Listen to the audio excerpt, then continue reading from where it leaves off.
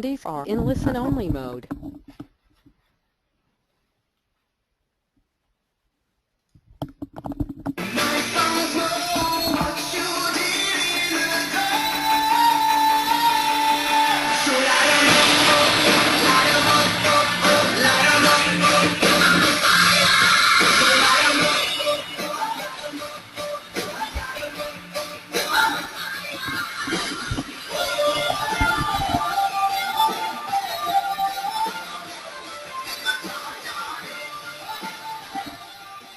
Good evening, everybody. Russell Wright, Network Empire, Director's Cut, and Project Awesomeness. What project is it, Sue? Breakthrough. Thank you. Are you all having a breakthrough?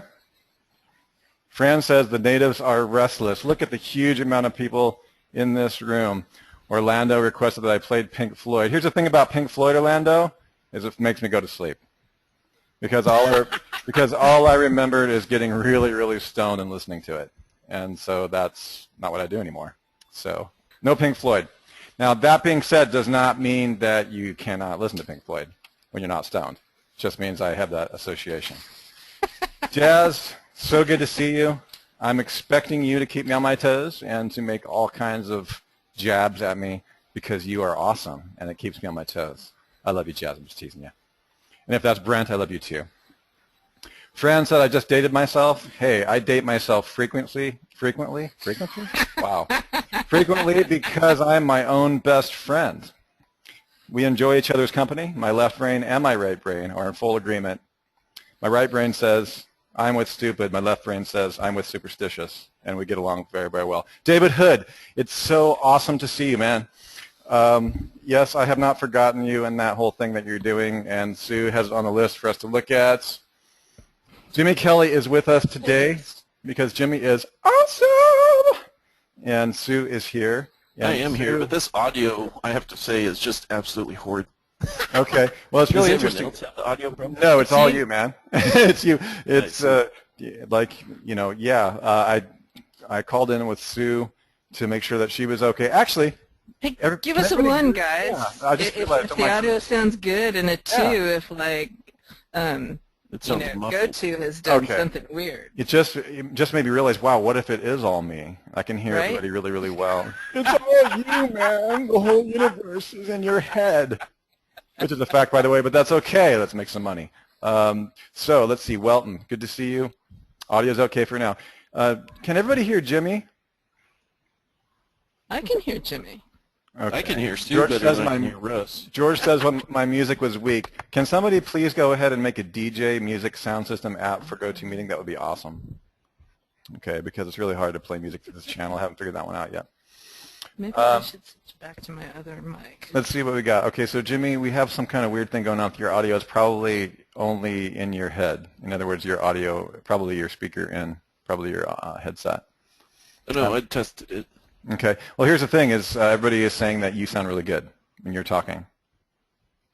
Oh, okay. So that means that you. So it just must be my headphones then. Yeah, it means that moderators are not hearing each other properly. So let's see what's going on. Wow, we have huge numbers of people. We're about to break 100 and something.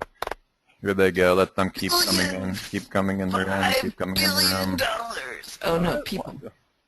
Everybody enjoyed Sue's Big B talk. Have you guys ever seen Sue Bell, that big lecture she gave in one of our loaded events on how to get to the next billion? Give me a one if $1 billion like scares you and seems like a lot of money to you guys still. Give me a one if it seems like a lot of money. Really? Okay. There's a few people that $1 billion seems like a lot of money. You know, it is a lot of money until the government takes its share. Exactly. You know what's interesting is that $1 billion is only how many million? Does anybody know any math? David's saying 3.1 for it. No, David, you mean 3.16. You mean 3.6185, 3.61803399. Jeff Pittard, $1,000 million. You know what's really interesting about money, you guys, is that it's really super relative. You know, Sue and I talk about. I think we talked about this weekend, Sue. Like, you know, we've known multimillionaires. We've known billionaire corporate executives. I was mentored by one of the founders of Corporate Express. It's a multi-billion-dollar company. It's my first business mentor. It's really interesting that it's very, very relative until you, if you're just struggling to make ends meet, that first $500 online is really huge. And by the way, I'm not in any regards belittling that. I'm not saying, hey, you should be thinking a little bit bigger. What's wrong with you? I'm saying that this is a really huge thing. I learned this from Sue. I remember the first bill we got just setting up our server array for like, $80,000 and all this. I was like, wow, okay. Everything's like relative. For me, that was really huge. And now it's like, okay, that's just doing business. How many of you have made your first $500 online? Just give me a 1 if you've made over $500 online, period, and a 2 if you've never even made $500 online. For me, this is really, really huge. Okay. Yeah, some Pip was saying, $1 billion just isn't what it used to be. That's a fact, Pip. Okay. So there are some people that have actually never made even $500 online, not one single time yet here. And most of you have. Okay, so that helps us get a little bit. I'm talking specifically online, Heidi. Heidi, I'm talking about online. So if you walk next door and said, "Hey, will you be my first SEO client?" And it's like your mother-in-law that does, that's a first gig. But I mean that you made money passively in your sleep online. Let's get into lifestyle for a second. I'm talking about passively in your sleep. You made money online. I don't know that SEO is passive in any regard. Well, You have to pull out the stick and beat your client firmly around the head and shoulders. All right, so let's talk about that. If you've made money by pulling out the stick and beating your client brutally across the head and neck, give me a 1. If you've made more than $500 doing that online.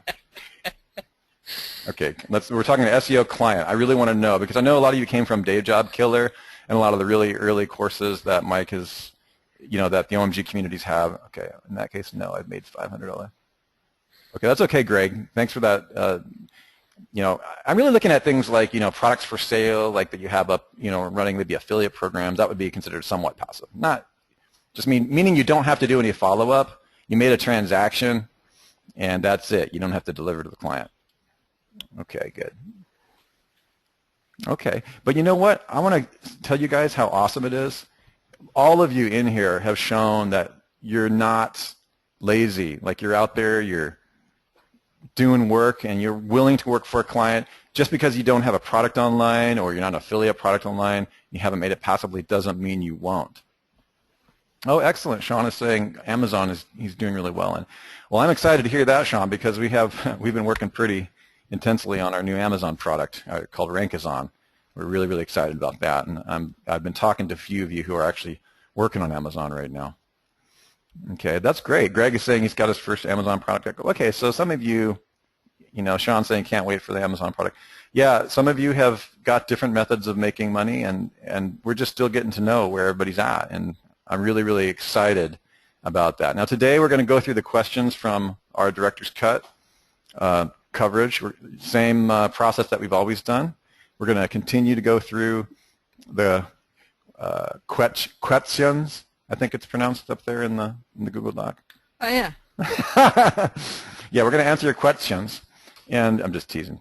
And if you have any additional questions, just give it a few minutes and then drop the questions. I saw some of you already dropped questions in the answering area.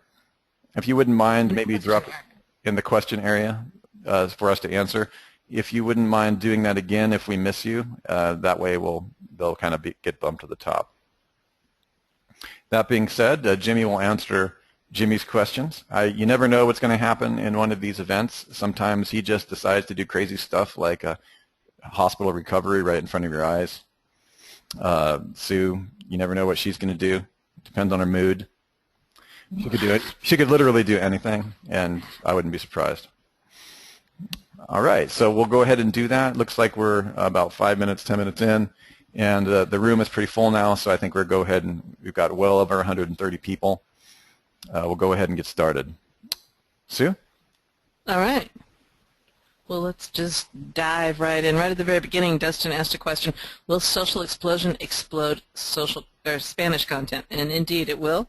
No problem there. Spanish, German, Italian, we've had several now. Josh asks, based on several webbies I've been on, I get the feeling that Russell has a neuroscience background. Now, he tries to hide it, but it fails miserably. Fascinated and curious if first he can and lastly would be willing to suggest any educational resources available that we could use to learn ways to develop a greater ability to form complex marketing patterns. Absolutely. Sue and I have recently created, actually over this weekend, probably the most epic neurocognitive interface between technology and marketing that I personally have ever seen. We've got about 8 hours logged this weekend on finishing up what should be the parameter of a pretty decent book and or course on this topic.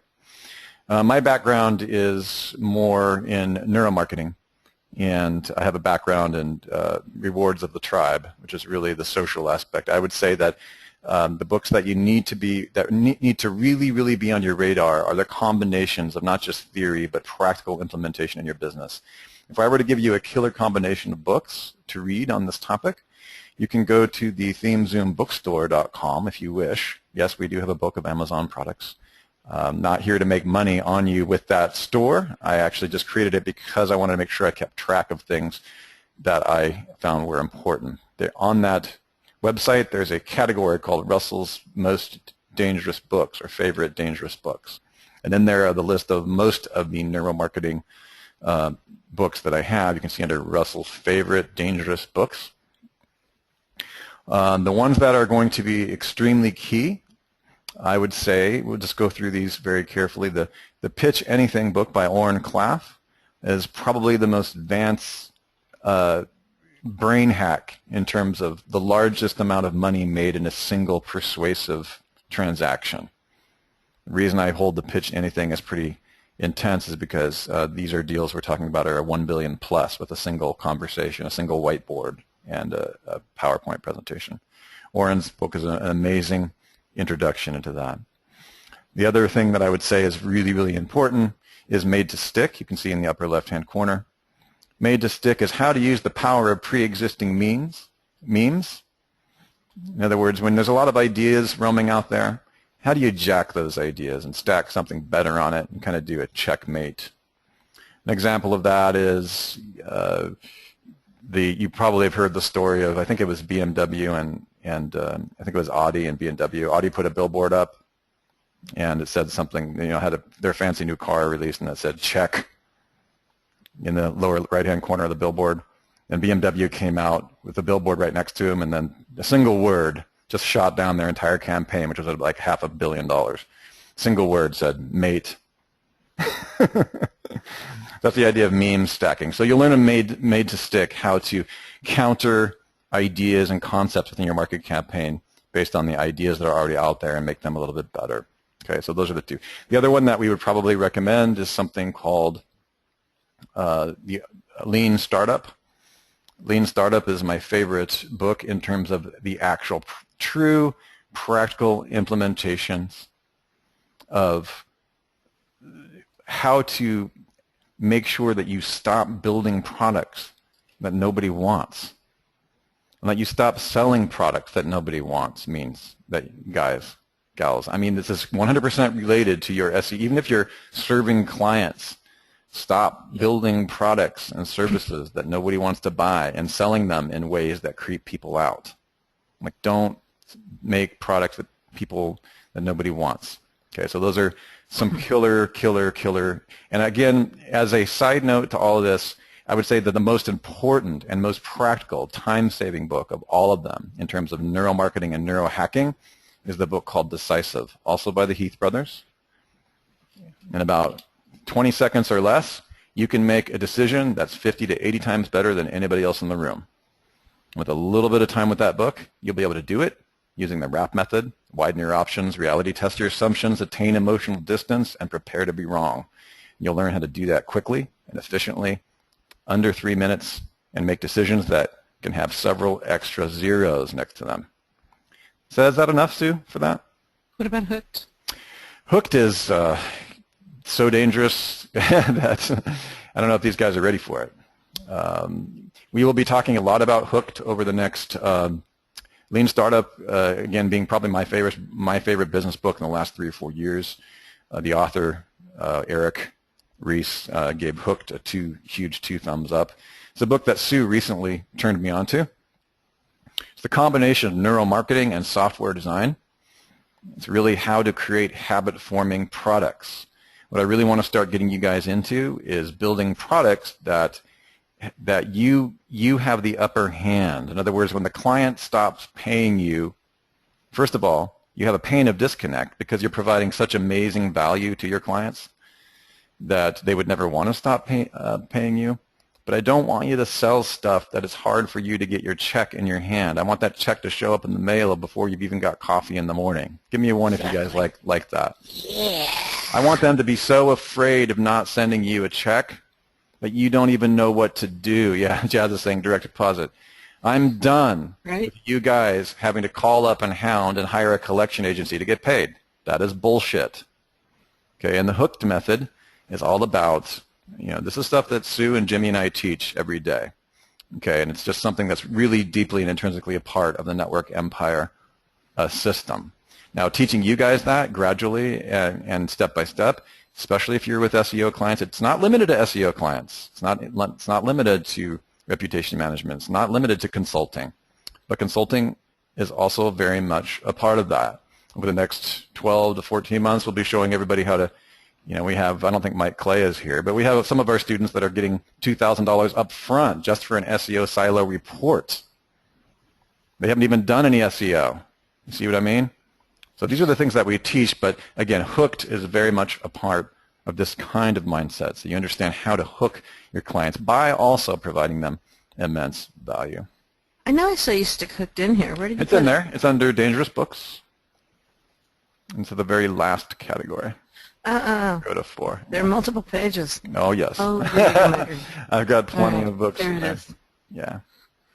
This is one that Sue tipped me off, and as I got into it, we probably spent a good 8 hours over the last week or two preparing some enhancements to Nir's work from our previous works. So really good stuff. We'll be talking to him, and maybe in future Network Empire events, even having him speak for a couple hours of our event. So you'll enjoy that a lot. But it is really about you guys getting paid and creating, I know it sounds a little intense, but the pain of disconnect can actually be good because it increases your value. It makes sure that your clients pay you and also keeps you up, on point so that you're providing that value consistently over time and getting a recurring income, even if you're, even with the clients. All right, good. Cool. Next. All right, so I need to come down here and add a few more because I got a really long question that came in that I can't even quite read on the other thingy, so let me just drop that in here before. There we go. And this was David. All right. Kevin, may I just address the neuromarketing thing there? Kevin says that his clients will, I'm not going to read your last name, will not leave you because they know that you will go to their competitors. And people, you've got to decide if you want that kind of a relationship. I know you're sort of kidding, but probably not. You do have to decide. I guess my question to you, Kevin, will be, how do they know that you will go to their competition, that you will go to their competitors? So again, that's part of your client relationships, and even though you might be joking, those are all very real aspects of personal branding and branding with your customers and clients, and so on and so forth. Jazz says, well, because I tell them. Right. Okay. And Kevin says, yeah, I've told them that you will go to their clients. Okay, that's interesting. Anybody else in here just like randomly decide to tell their clients that you're going to and booby trap them by saying you're going to go to their competitors? Give me a 1 if you do that. I'm just kind of curious how you brand yourself. Jazz says she never does that. Anybody do that? Can I say I don't recommend that, Kevin? But hey, how's that going for you, Kevin? Is that working for you? You feel like you got him held with a shotgun in the corner? Is that what you feel like? Booby traps are really interesting, and we get into that in some of the stuff at the event. When you use thumb screws, 52 in the laws of 58 laws of power, wasn't it? 48 laws of power, Sue? 48 laws. Yeah. Yes. One of Sue's favorite books. When you're dealing with that type of thing, I'm just, talking here. It's not a criticism, Kevin. Everybody tries stuff. In the 48 laws of power, when you create people, when you keep people tied to your hip with that method, the relationship is generally not a benevolent one. It's one that you're creating effort justification, but you're also creating a negative vibe. Specifically, they feel like they have to. And generally speaking, we've found that type of thing will tend to backfire in the long run. And not only that, there's ways to create positive reinforcement. No, I get that. Kevin's saying I don't say that in a threatening way. I just mention, oh, by the way, anybody in the field. It's one thing you can imply that, like you can imply it, but I guess it's really all on how you do it. It's kind of on how you do it. It's very interesting. Okay, Mike Hayden says, make them love you. Sounds like a dangerous recipe. It's interesting. Thanks for sharing that, Kevin. We can move on to the next topic. All right. So this question is from Carl. I disavowed my bit.ly.com/profile URL and delicious.com profile URL. How does disavow actually work? When I disavow specific profiles, does Google discount links from the whole website? Or do new bit.ly.com and delicious profiles count again? Mr. Kelly, would you like to take a moment and get on a soapbox? Sure. So there's two kinds of disavow lines that you put in. So one would be like the individual URL, and then the other one is when you're just doing the entire site. So, and somebody's calling me. I'm not going to answer it. So let me see, should I just put this up on a screen here or something? Let me just show this in a notepad or something. It'll probably be the easiest. Okay.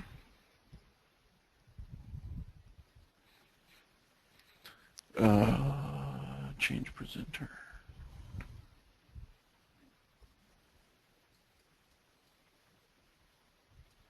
All right. Hopefully you guys can see this. So the two that you would do, so you have disavow colon, and then you're just going to put, if it was your bit.ly and then user profile page, if you only put that in, then it's only going to disavow the links from the specific page. Usually when you have like negative SEO attacks and stuff going on, like I typically stick to just disavowing the entire domain. So I would rather go this route and just discount anything from there. But in your specific instance, I mean, if you know that this is a bad link that you just want to get rid of, then you would just only put that specific URL in, and then you need to also get this recrawled after you disavow it. So those are basically things you need to do. But if you're dealing with a negative SEO attack, you definitely want to do the whole domain, because I guarantee you, even though you might just see this one or a bunch of other little pages, there's probably 200,000 more behind it that haven't even been picked up yet. Ouch. Orlando's asked, so here's another question. So Orlando asked, if you're doing it for www versus non, so again, a www is considered like a subdomain of your site. So if I do this and I disavow this, it's only going to discount the ones from the www. So they could have bad links coming in from,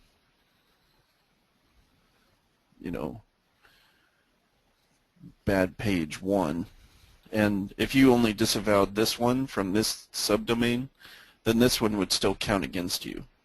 So anytime I'm dealing with that, I just go all the way to the root. You just want to take everything from the root on the negative attack, because that way anything else they add to it, that's not going to count against you.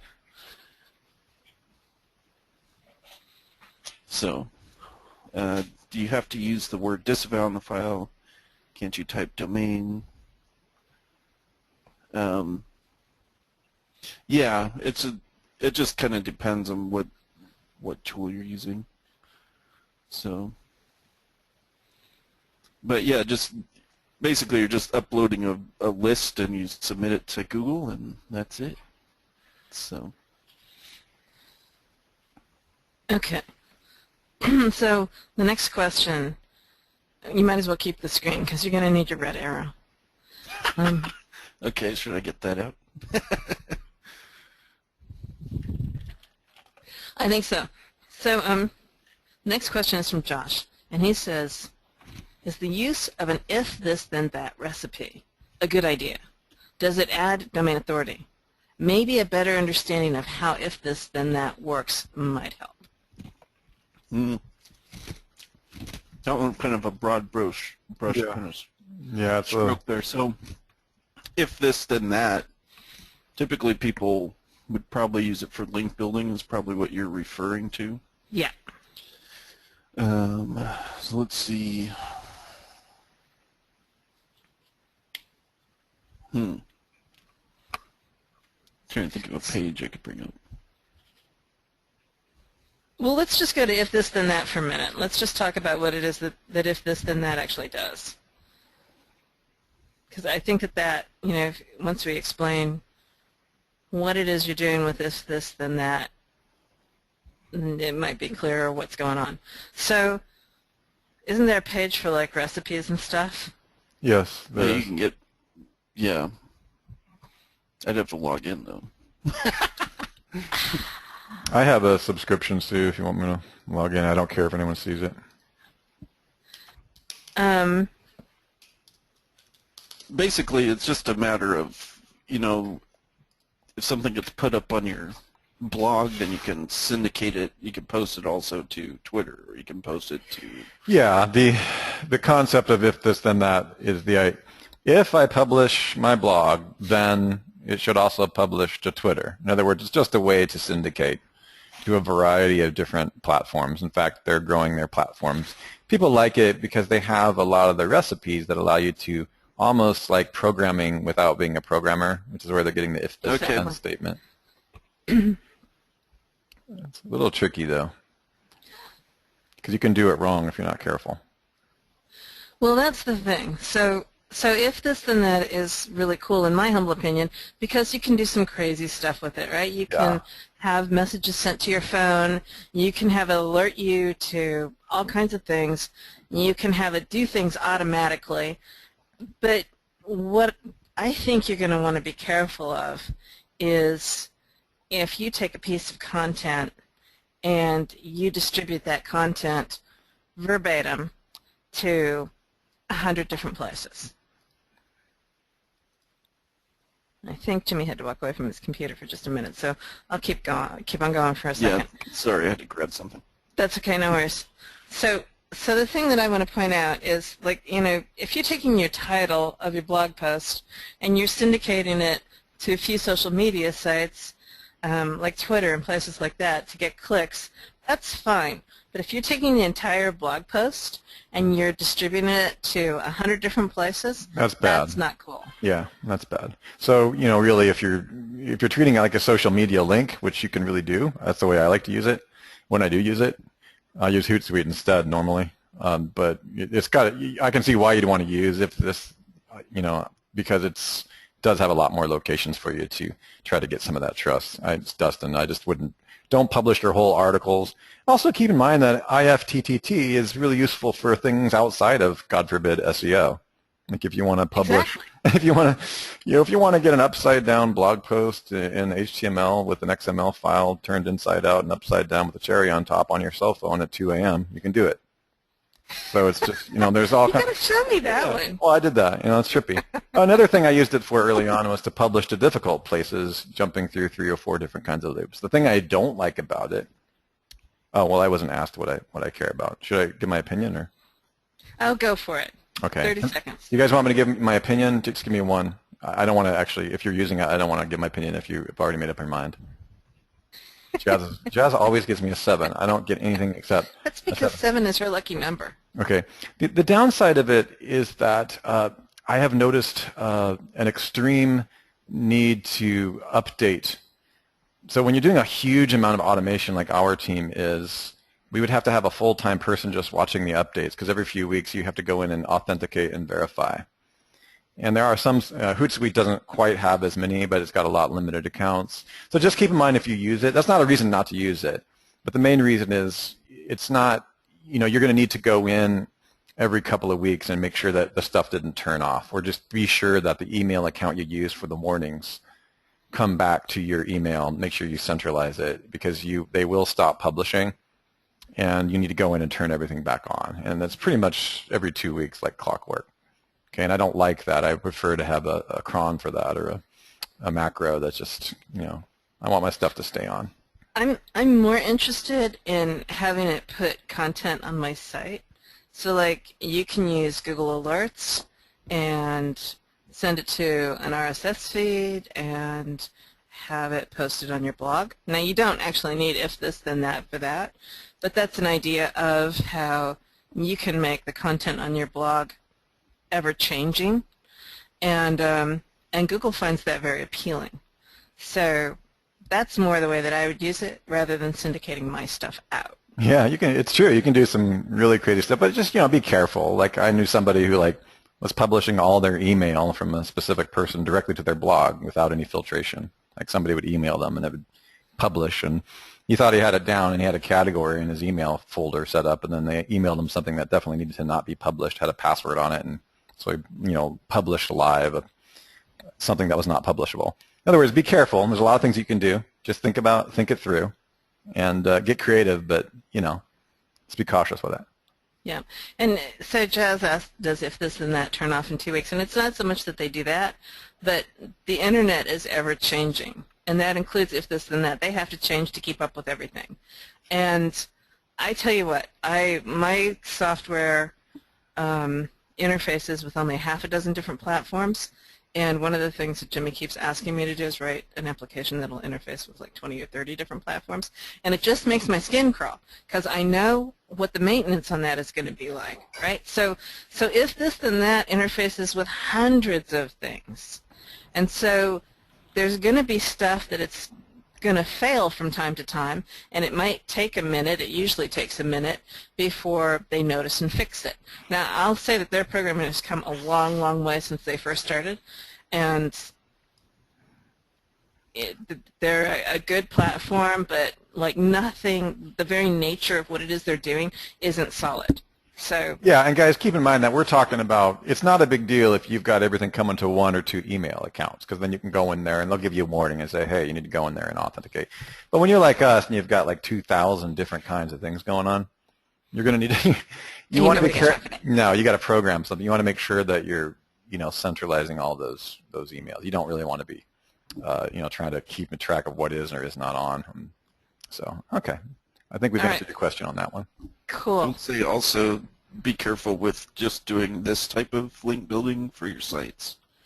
Because remember, if you do set this up for syndication or whatever, you're still going to end up, you need some kind of uniqueness on that page. Right. You can't, it's okay to do it to an extent, but you'll cross a threshold that will throw you in a panda at some point. Gotcha.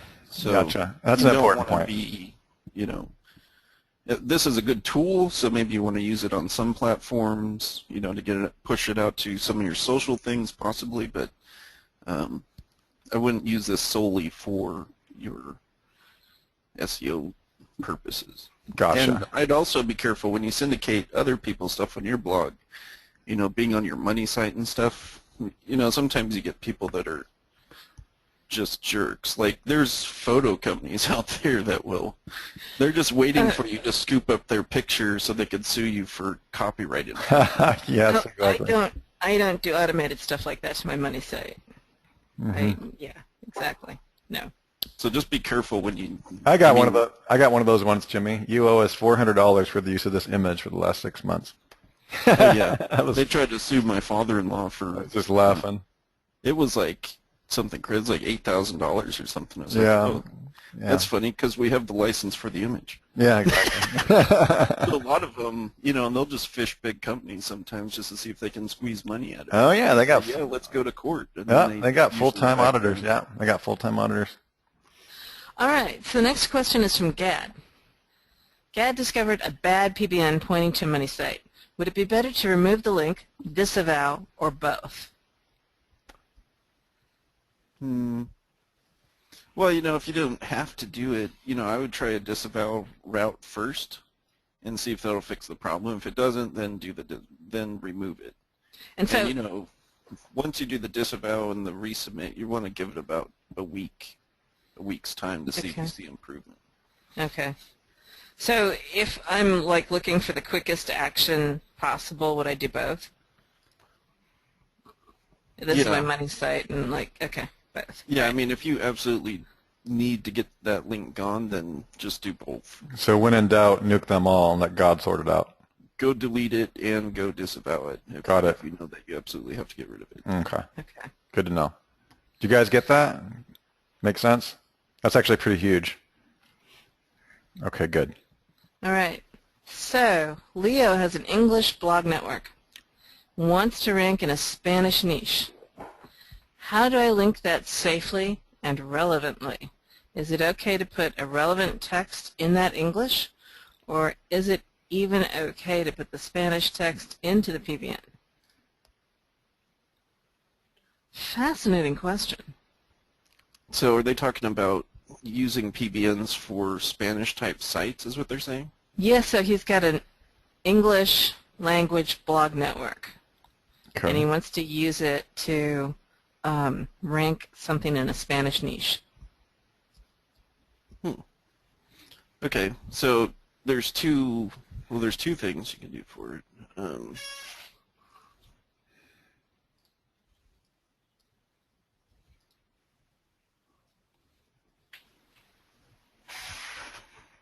Give me 1 second here. 1001. Okay, a few seconds.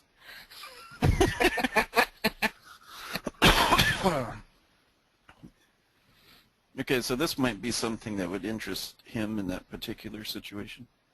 So you could create alternates with what you're doing on your English stuff. So this will, and I think we put this in a few weeks ago for people to look at. But so for instance, you can have English be your main language, but you could create an alternate for it. So you could specify that, oh, hey, by the way, I have a Spanish version over here. And so that'll allow you to have both the English and whatever other languages you want in it. You can also, if you do put some of your PBNs into webmaster tools, I know most of you probably aren't taught to do that, but if you do that, you can also change the location of that for that PBN. So you can make it geo-specific. So I could say, I only want this PBN to be towards Australia or whatever it is, and that way, it's very themed for that area at that point, because you're not looking to be like a global website or anything like that. So those are your two options. Right. Yeah, I know in a lot of the foreign language countries, they've got a lot of English websites that actually rank. So if you set your country code, or you set your country, you can do that. They need to be able to set that on site somehow. I have to wonder if there isn't like a...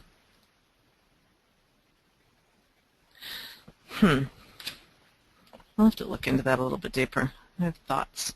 We'll get back to you. I don't want to say anything out of turn. All right, next question is from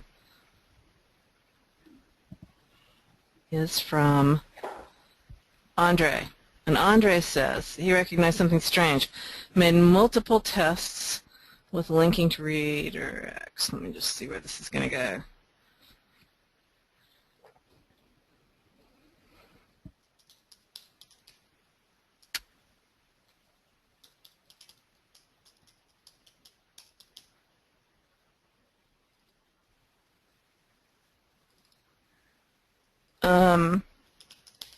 That's an interesting question, Andre. It's outside the scope of what we teach, but I'll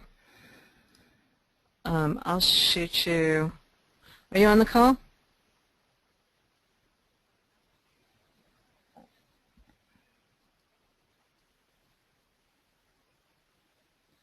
Andre. I don't see him on the call. All right. We'll skip that for now and come back. Paula asked a question about OneFeed Supercharger. Have a feed set to summary, working on interesting but incomplete. So the first beginnings. Is there an option in the works to set the number of words in the feed summary, or is there a plugin that you can recommend to do so, that we can take advantage of the exact word count to make the hook as compelling as possible? So there's actually a function in your blog where you can set the summary.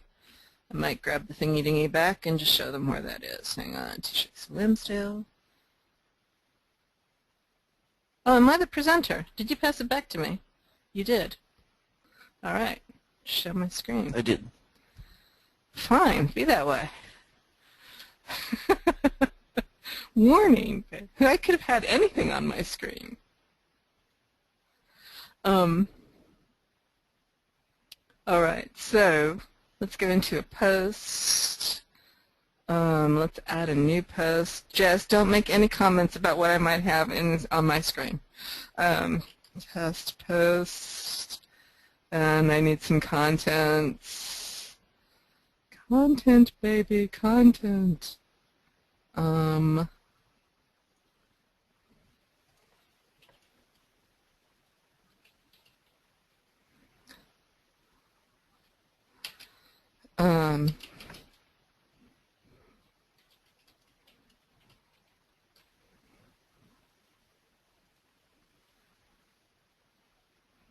right.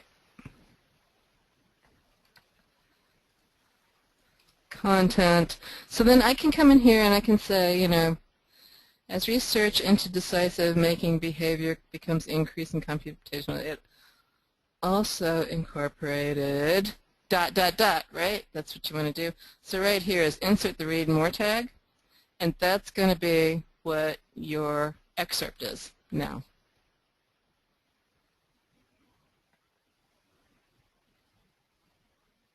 I wonder if I want to test that.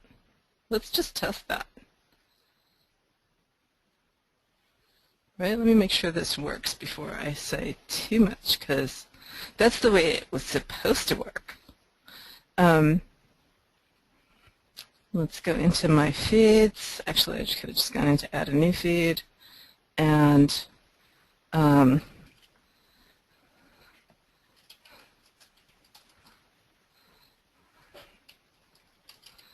I want to include the top 10 posts. I want the summary. Did I hit publish on that, right, guys? Live dangerously, absolutely. Include old posts, no. Publish. And let's see what happened.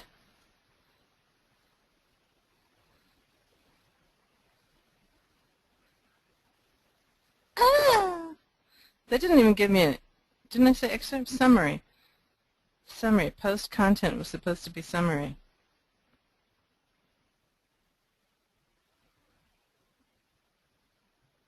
Well, that did not work. All right, let's try something else. I do have another thunk.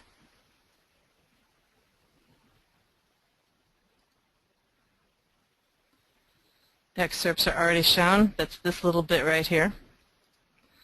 That means down here. Oh, you know, I've got my silo builder thingy, but that didn't help either. All right, so excerpt is there. So I should be able to take this, copy that, pop it down into my excerpt, and this had better work. Update. Back over to here. Refresh this. There we go. All right. It has also incorporated, let me just make sure that that's what I popped in down here. It has also incorporated. All right, so that's it. Ah!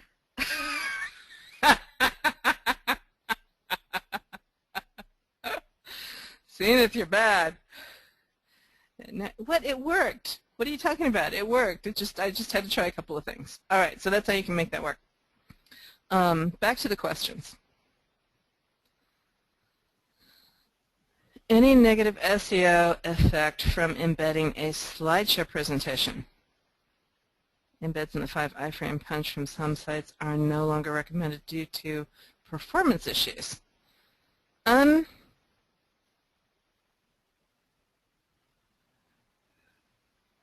that a statement or a question? Any negative SEO effects from embedding a slideshare presentation is the question. No. So I'm just reading the rest of it. I thought iframes were a positive SEO thing other than those with performance issues until the OMG directors cut any Webby from the week before last when it seemed that the iframe issue was discussed as having a null effect. Oh, I know what that... I'm mixing all of my webinars up, but I think the question was, does it pass, does the thing that's embedded, I believe was the question, pass juice to the thing, to pass juice to the frame? And it goes the other way around, right? The frame is what has the link to the iframe, to the contents of the iframe.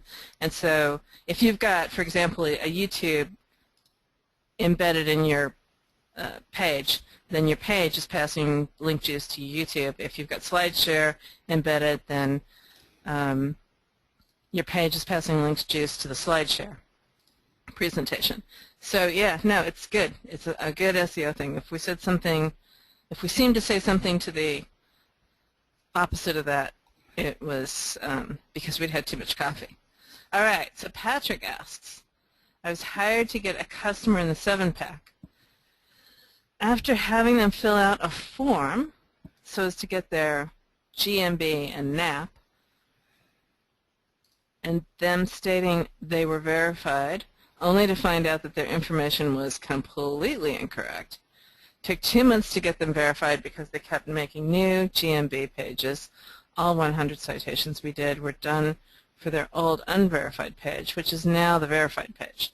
Now, come to find out that they have old citations out there with a different NAP. Their maps have a different NAP, and their website has still a different NAP. Shoot this person.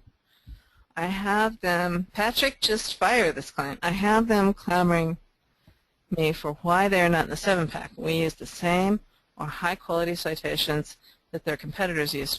What could I do to get them in the 7-pack, or are they at the whim of Google at this point? Has the 7-pack changed? Well, Jimmy, I'll let you answer that. Okay, so let's see if I can log into something here. Let me log in first before I share my screen. What?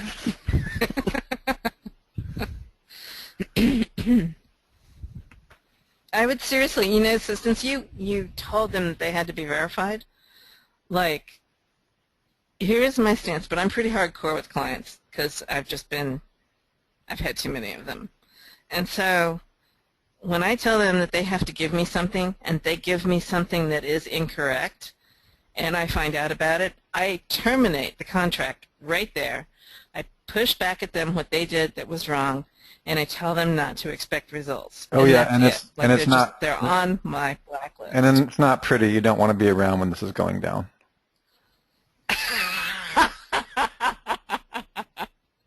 I send them to Jazz to get whipped, though. I think she's actually got larger whips than I do. Oh, don't deflect.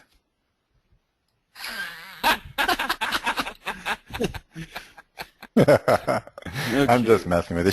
She's very nice about it. She's very kind. She says it like, "You're fired. That's okay. We'll still be friends." Oh no. Oh, I unfriend them on Facebook. Oh no. No, not that. They are outside the circle of trust on LinkedIn. They're gone. Well, that's it. Your life's over when that happens. That's right.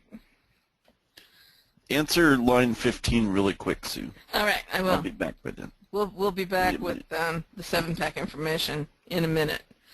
I will say that the only way that you can really recover from that, like to save Jimmy from like having to do whatever it is that he's trying to do, is you got to get everybody on the same page. Like, don't have different naps out there on different things. I don't know what you need to do to clean up those old citations, but you got to get them cleaned up. And if you can't change the website, that's when you just fire the client. All right. Riz, can you speak to the relevancy of PBN themes when linking to many sites? It seems quite hard to find relevant themes sometimes. One thing I'm experimenting with is creating an article that matches the old theme, but injecting a story about how the money site service fits in.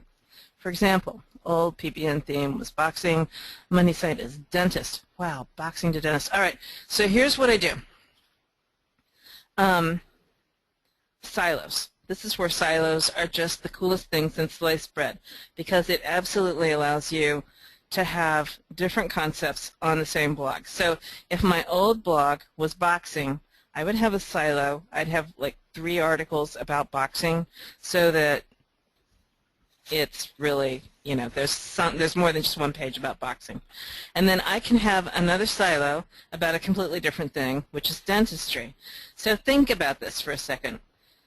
In your personal blog, where you blog about stuff, you blog about different things. Nobody has just one interest. You have different interests.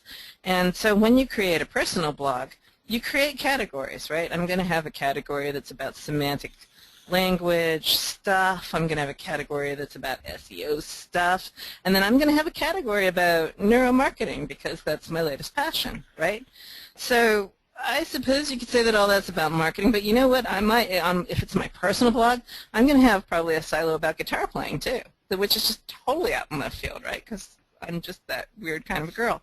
So the thing of it is, I'm not just going to post one thing about any of my passions. I'm going to post several things. So if you have an old-fashioned blog that's just got categories, then have a different category for each one of those things and have multiple posts about each one of those categories, and then it doesn't look fishy. But if you can like grab our simple silo plugin, which is free, and use that and throw it into silos, then that's going to make it even better, because then those 3 posts that are about boxing, they link only to each other, and they don't link over to the dentistry pages. And so that just keeps your themes. It keeps the peanut butter out of your chocolate. It keeps the chocolate out of your peanut butter. But I like my, never mind.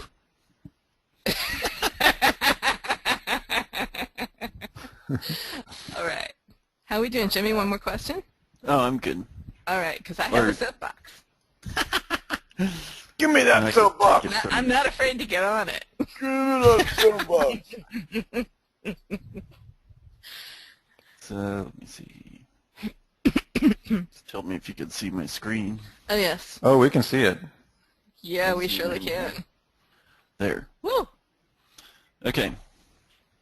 So, probably when you log into your Google Places account, or Google My Business, wherever the crap they call it nowadays, they can put in, you know, you'll see all those different business pages. Now, you might have a situation where you don't control those pages.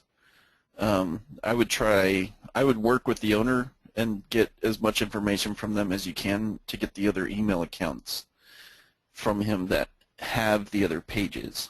So when you do that, basically you'd want to take control of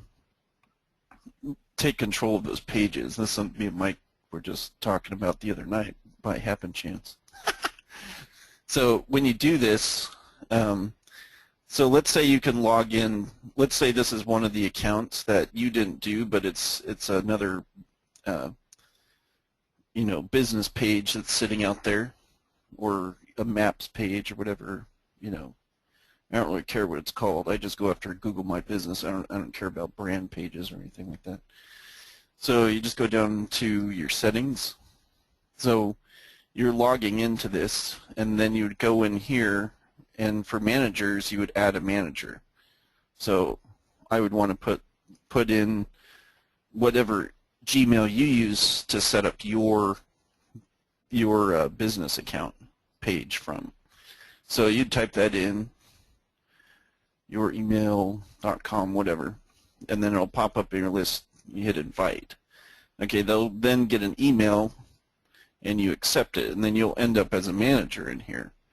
So then you can go into settings, and you have to wait, I guess, 24 hours. But once they've accepted as a manager, I could then make them the owner of the page. So you could log in to this Gmail that you got and make them the owner. It's not going to pop in here, but it would pop in right here. If you have that ability, it's going to show up right in here, and it'll say merge pages once you have ownership of the account. So let's say I've got like 50 of these in here from the client making all these other business pages.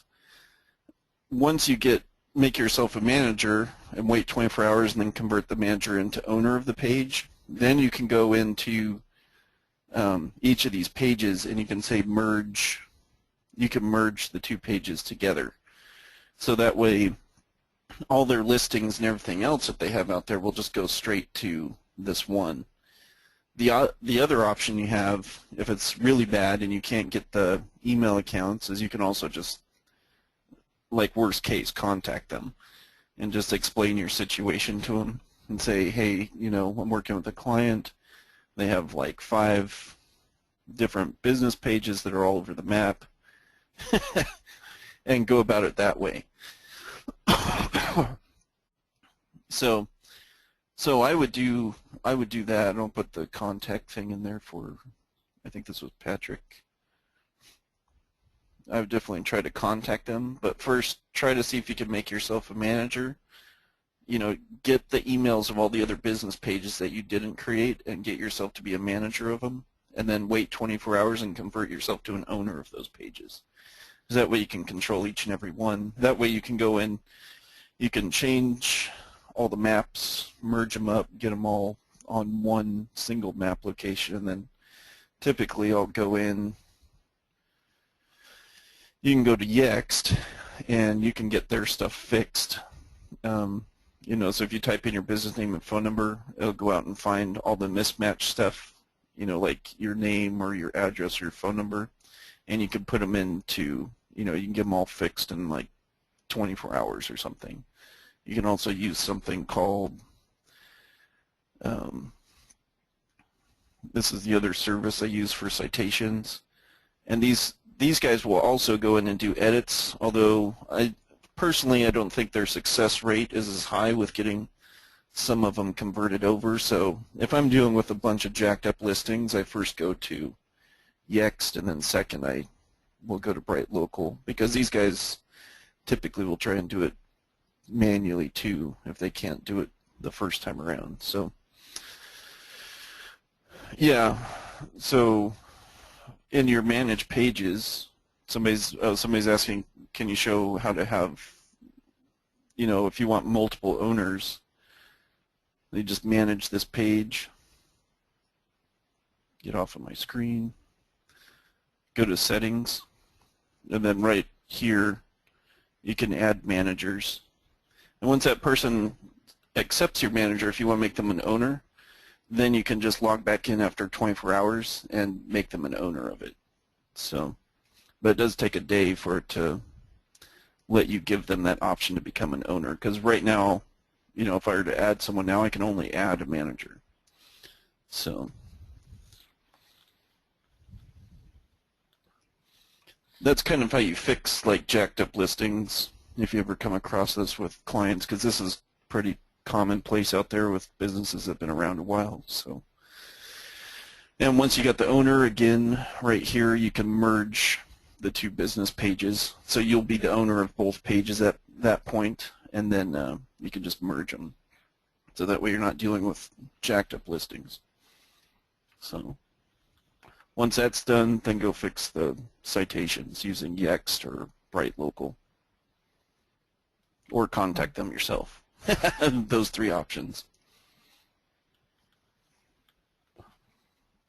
All right. So Just a quick, thank you, Jimmy. That was excellent. A quick question for all of you. Can you let me know if you've used Yext or Bright Local before that Jimmy just mentioned? Just give me a 1 if you've used either one, or whether you have not. Just a little insight here for what you guys have actually done would be helpful. Okay. Looks like they found that pretty useful, Jimmy. Excellent. Good, good. Okay. So the tool's kind of cool. I don't know if people have seen it in action. We'll just do one real quick. Or damn it. Let's go see. Let's go check on somebody's thing. So pull this phone number. No, let's not do that one. Let's do quality disaster cleanup.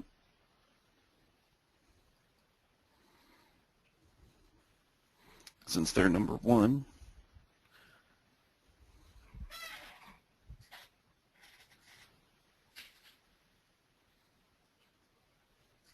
But hey, I don't know if people knew this, but you're not technically supposed to put like keywords in here. Like this one, I could go and report, because Utah Water Damage and UtahWaterDamage.net are more than likely that's not their actual business name.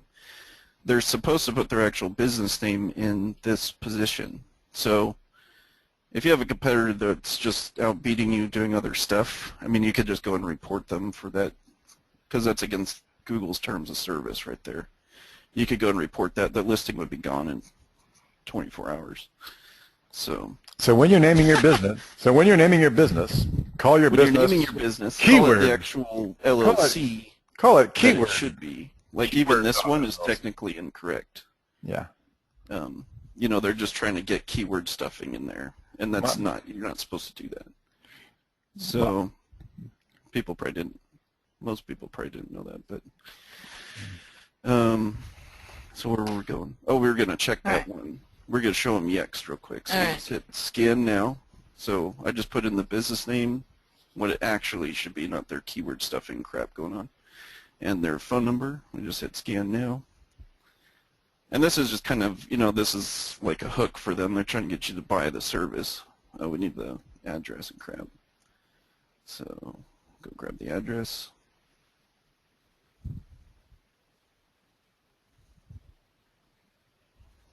Oh, those. There we go. Paste. Yeah, we need the zip. Where's the zip? 84101. 101.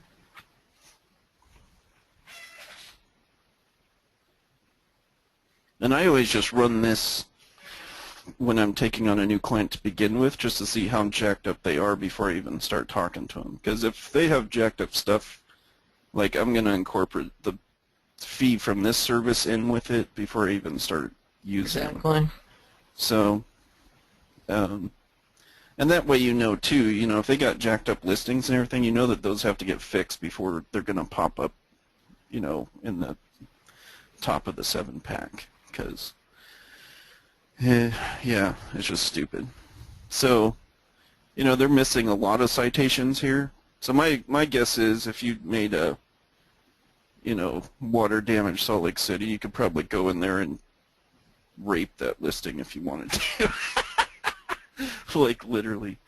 Because, I mean, they have a handful of... Did you just say rape that listing? Well, yeah. So...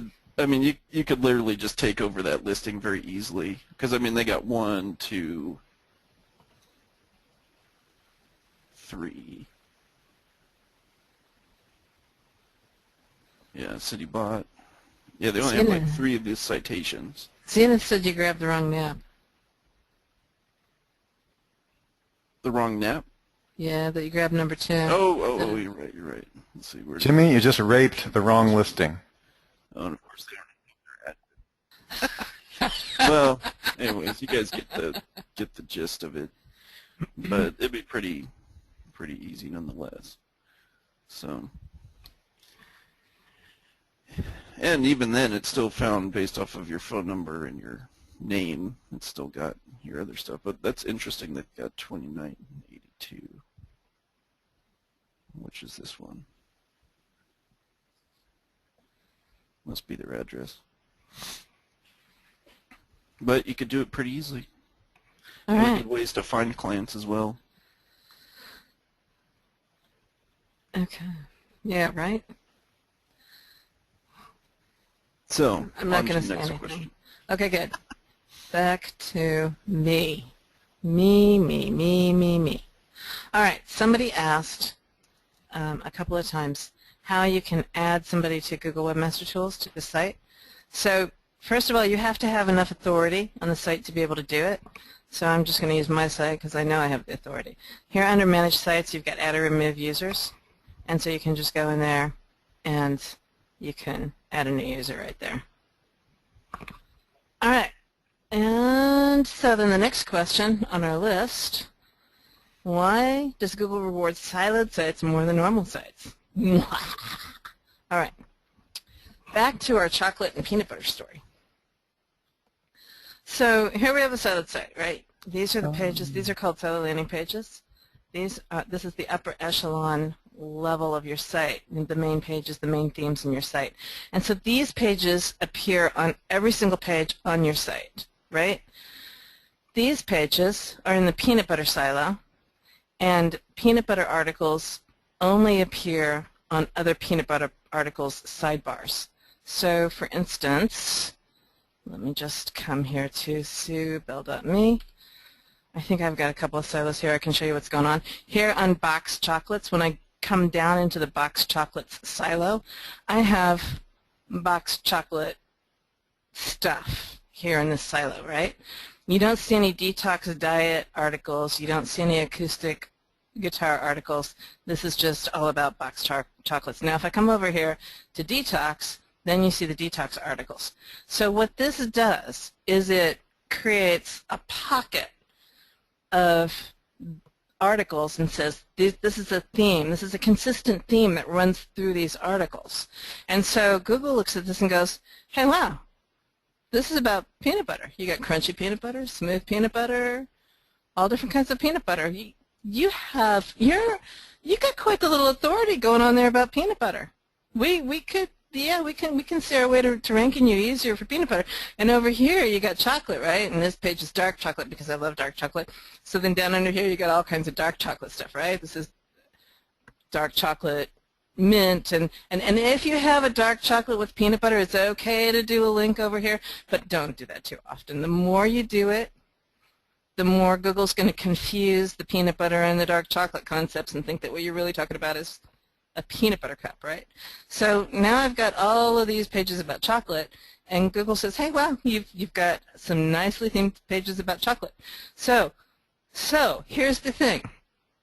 Because every single page links only to these 5 pages, you get a lot of juice running through these pages. And then this juice runs down into these pages. So you've got a lot of juice, a lot of page authority on this page.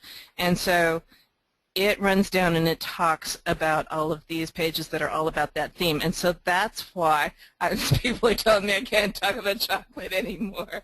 So that's why the detox diet silo ranks so well, because you've got all of these detox pages over here that are powered up with a pretty hefty detox silo landing page. Does that make sense, guys? You can give me a 1 if that makes sense, and a 2 if you're now just thinking about Kahlua mudslides and you're completely confused.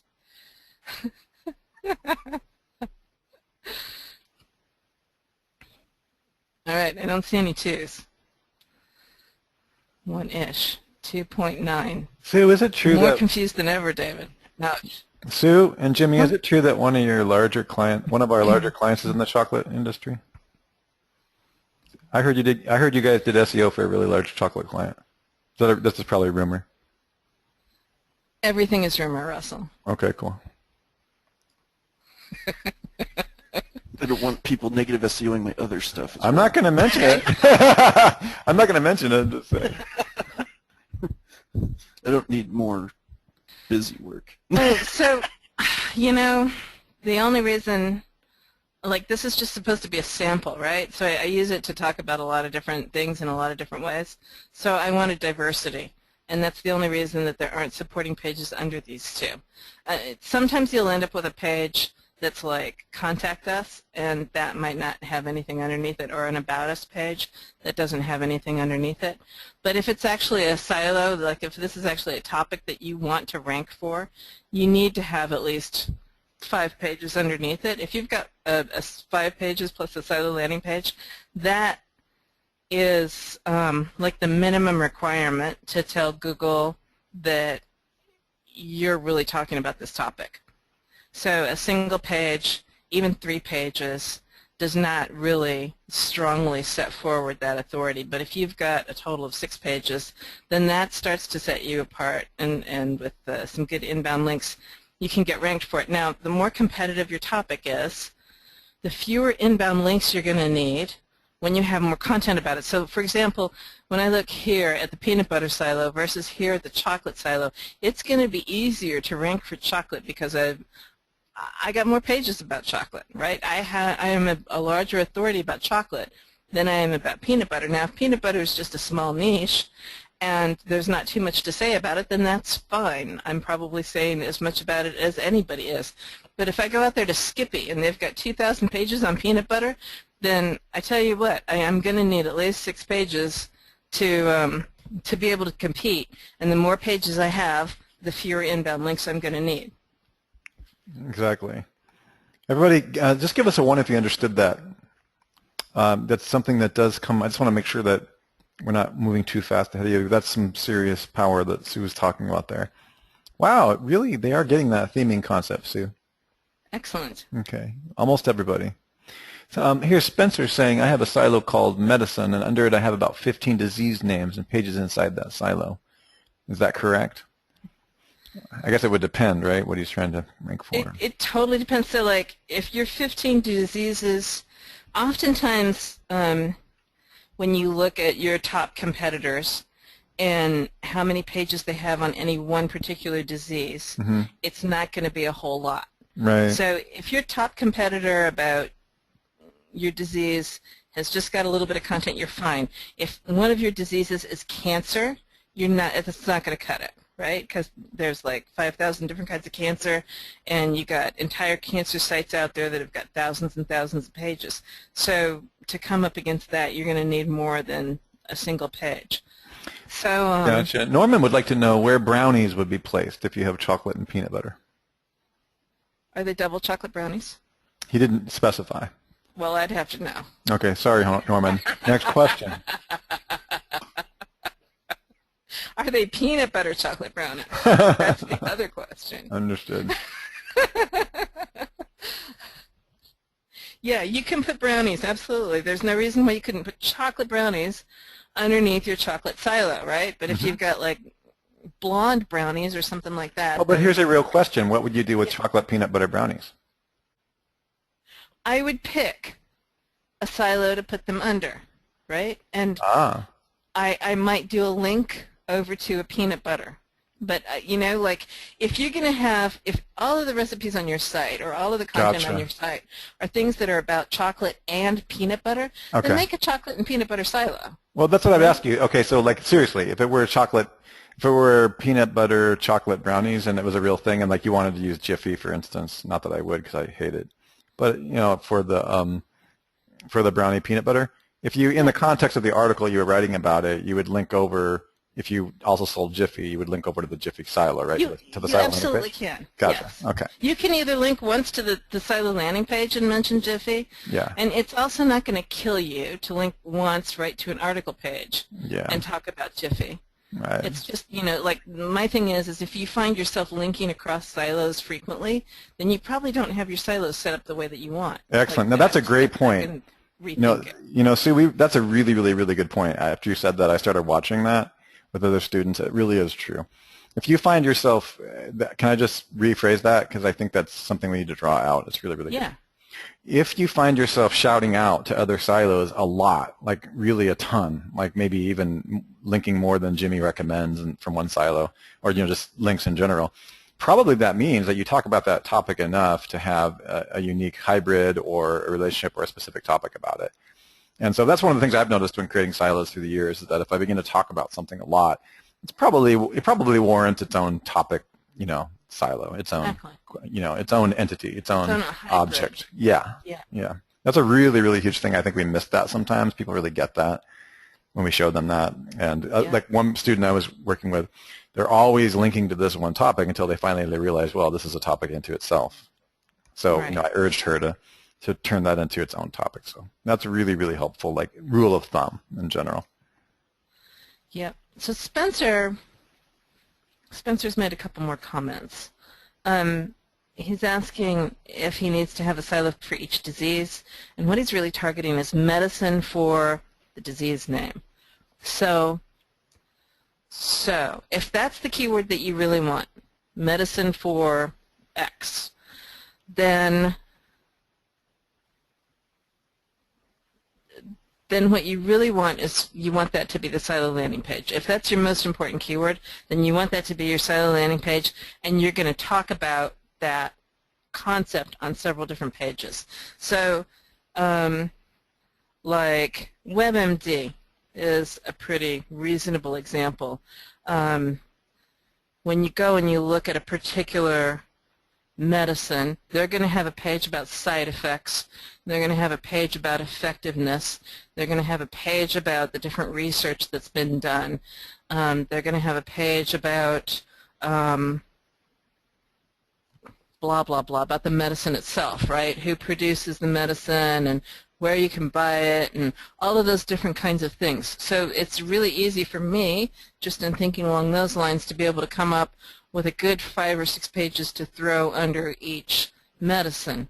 So I would say I would be cautious about how I constructed the URL string. You don't want to end up with every single page in your site being over-optimized for, say, the word medicine. So, you know, depending on how you've purchased your domain name and depending on how you want to set all this up, you could just come in here and talk about the disease, but on this page with the disease, you're talking about the medicine for that disease. So, you know, without like taking the whole idea all apart and spending 20 minutes on it, because we've covered that kind of a concept with over-optimization on some of the other webbies. But that's how I would do it. I would target the silo page. I would actually target medicine for X. You know, medicine for hangnails, whatever. All right. So can you put an about page or an FAQ, etc., as a top silo page without any depth? Yeah, they don't. It ends up running like, you know, I don't even have one here, but it's like your home page, right? You can have an About Us page up here. The only thing I don't like about doing that is that then the About Us page ends up with a whole lot of link juice, rank juice, without really doing anything. So the other thing that you can do is you can stick it down in the footer, and then it doesn't have quite so much rank juice. Or oftentimes what I'll do, if I can get away with it, is I just put it like on the home page of the site. I'll have a little bit that's just above the footer, and I'll put the About Us and the Contact Us and the contact information just like right in there along with the copyright information, and then it's just on that page. It's not technically in the footer and it's not on any of the menus, it's just right there. But oftentimes when I'm doing stuff for clients, like they want it on every page. Another reason to shoot clients. All right, I'm back off my soapbox again. Back to the next question.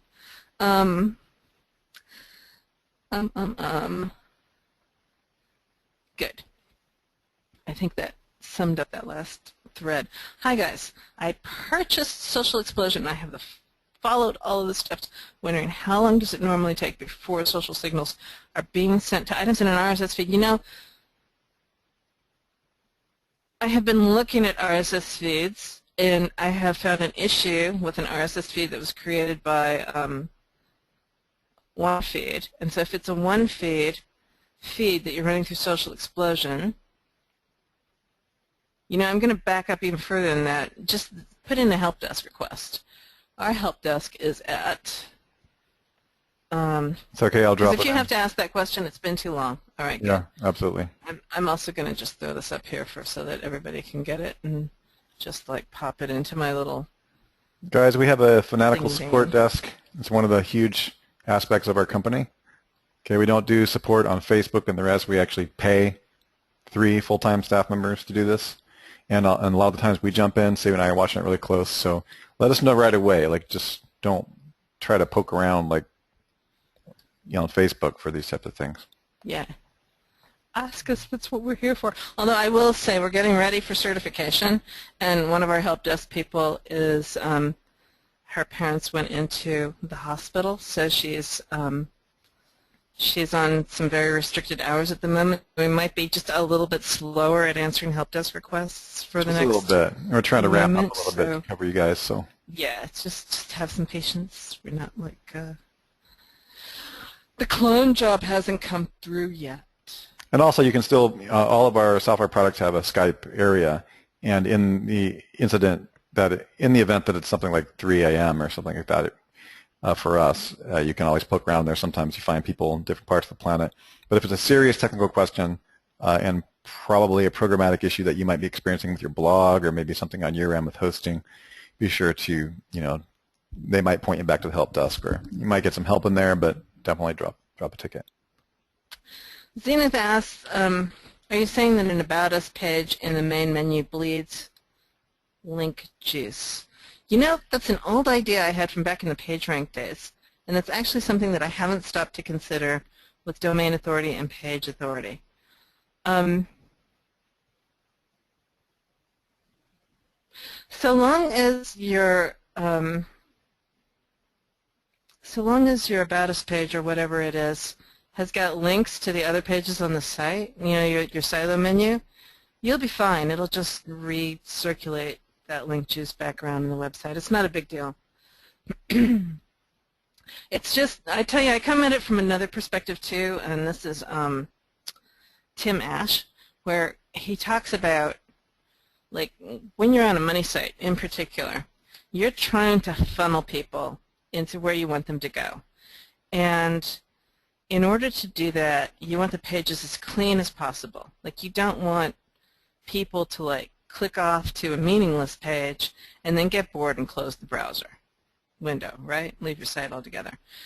So I walked away from that book and changed the way that I designed sites. And so the home page is oftentimes a page where you're learning about who the company is. Like, most of the time when you do a Google search and you land on a page, it's not the home page, it's the page deeper in the site.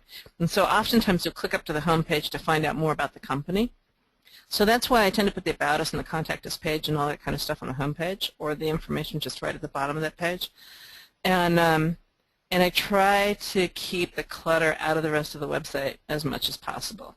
So I'll say at this point, like, it's not that big. It's not as big of a deal as it used to be with PageRank, but I still like to keep the clutter down. All right. Soapbox again off. Jimmy explained in a video that we should point social links to DAS stacks. He explained that DAS is so powerful because less links point to each website because of the structure. But when we point a lot of social sites to each DAS property to increase the PA, doesn't that then decrease the trust? Great question, Carl. That is a good question. So I would say social links are an exception to that rule. Now, I don't go crazy when I build my DAS stacks to any one of my tiers or any one of those properties within the DAS cluster. I'm usually looking at about 100 to 200 links going to that individual property. The majority of those being social signals. So you probably would do some tweets and Pinterest and Pterodactyls. Facebook stuff, and get social signals going to them.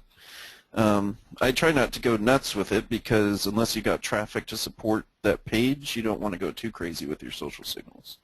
So just keep it conservative. But the thing about most of those other your social links also have a high amount of trust as well, so it's not as bad. Whereas if you're only doing a pure power play for stuff that doesn't have trust at all, and that's what you're using to boost up that DA, you're going to absolutely kill your trust. So I would just, hopefully that kind of explains that question. I think so. Give me a 1 if you guys got that, and a 2 if it's a little fuzzy.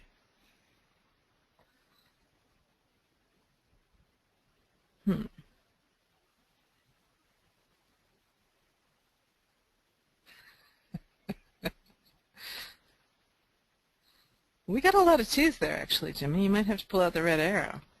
Oh, interesting. Quite possibly. So it's fine to send social links to any of your properties in your DAS cluster. But I also keep it within the 1 to 200 range to any one property. So it's unlikely that you would get that many, even if you ran it through Social Explosion, because I guess it's possible if you did high and then you set it to only go to one property through a feed or something. I guess that would be possible, but you know, and I also do other links besides just my social. You know, I'll put in a handful of 2.0s and I'll put in a handful of other power type sites. You know, you might put 1 or 2 PBNs on it, and those types of links will help push even more juice into it. So, but I just do a mix. You know, you do a mix of like socials, 2.0s, and maybe a PBN, maybe 2 at most, and just let it do that. But I wouldn't be overly concerned if you sent a bunch of social to one of your properties on your DAS cluster. It's not going to hurt it. Now, if you went in and put like 50,000 to one of those properties and you have no traffic on it, that might look a little suspicious.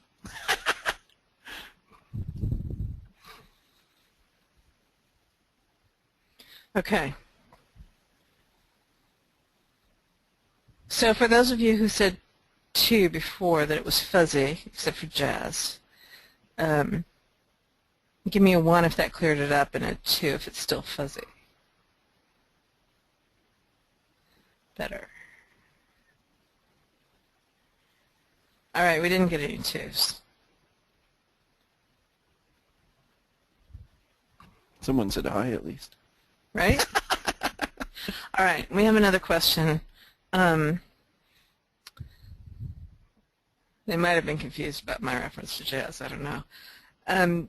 Why do links from the same domains / profiles increase the domain authority? For example, does it increase the domain authority when links from the same 5 social profiles link to the money site over and over again? Isn't there a link? Isn't there the link a cap? Isn't there a cap basically for getting links from one profile over and over again?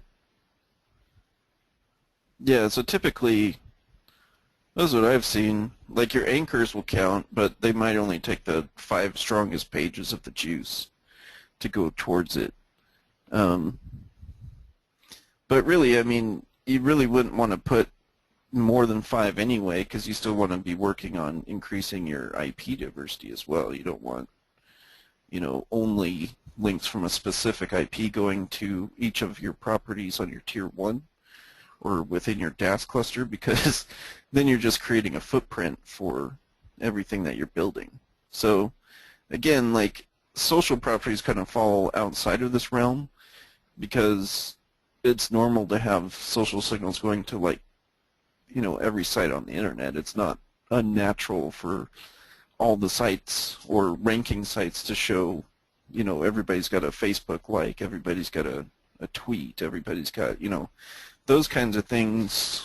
I think Google just kind of glazes over. But if you have something like a PBN, let's say, and we take the same 5 PBNs and link to every single property on our DAS cluster, you're going to be leaving a footprint, you know. So they know that all of those originate from the same group of IPs, and it's just a matter of time before they come and slap it down. So, and you'll notice with a lot of PBNs that you go and buy or pick up, like, you know, and this was especially true when I was doing research on people's stuff that dropped not too long ago. There's some people that had a lot of PBN networks go down. When I was researching them, almost every time you could see the same IP footprint going to each of those that went down. So whether Google found out about the service that they're using to boost it with, or whether it was just so commonplace to boost their PBNs with, that's what triggered it, because, you know, just like outlining specific sites that happen to point to everything, that those happen to point to a money site. Like, you know, they'll connect the dots. You might get away with it for like 6 months or so, or sometimes longer, but eventually they'll catch it. So You could do it with new IP footprints, obviously, but at some point they'll get found out. And then you'll be like, why did my PBN network go down? So just do diversity with everything. All right. Diverse everything. I got it. Eric asks a great question. I'm building a dog travel site that will ultimately have silos of information as product, training, software, and resources. We're starting with the training page first. What's the best way to start with a travel page? Launch the site and then add the other pages of the silo later? How do I decide between using a deep silo and a simple silo? Where do I start my road trip doggy blog? The topic tickles me. That's awesome. All right. Because Russ has been all over his cat site recently, so I like the fact that we've got dogs now. Okay, so, What? I need. I'm still here, you know.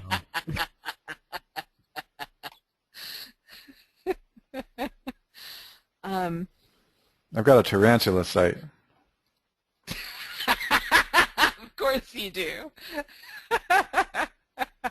So here's the difference between the simple silo builder and the deep silo builder.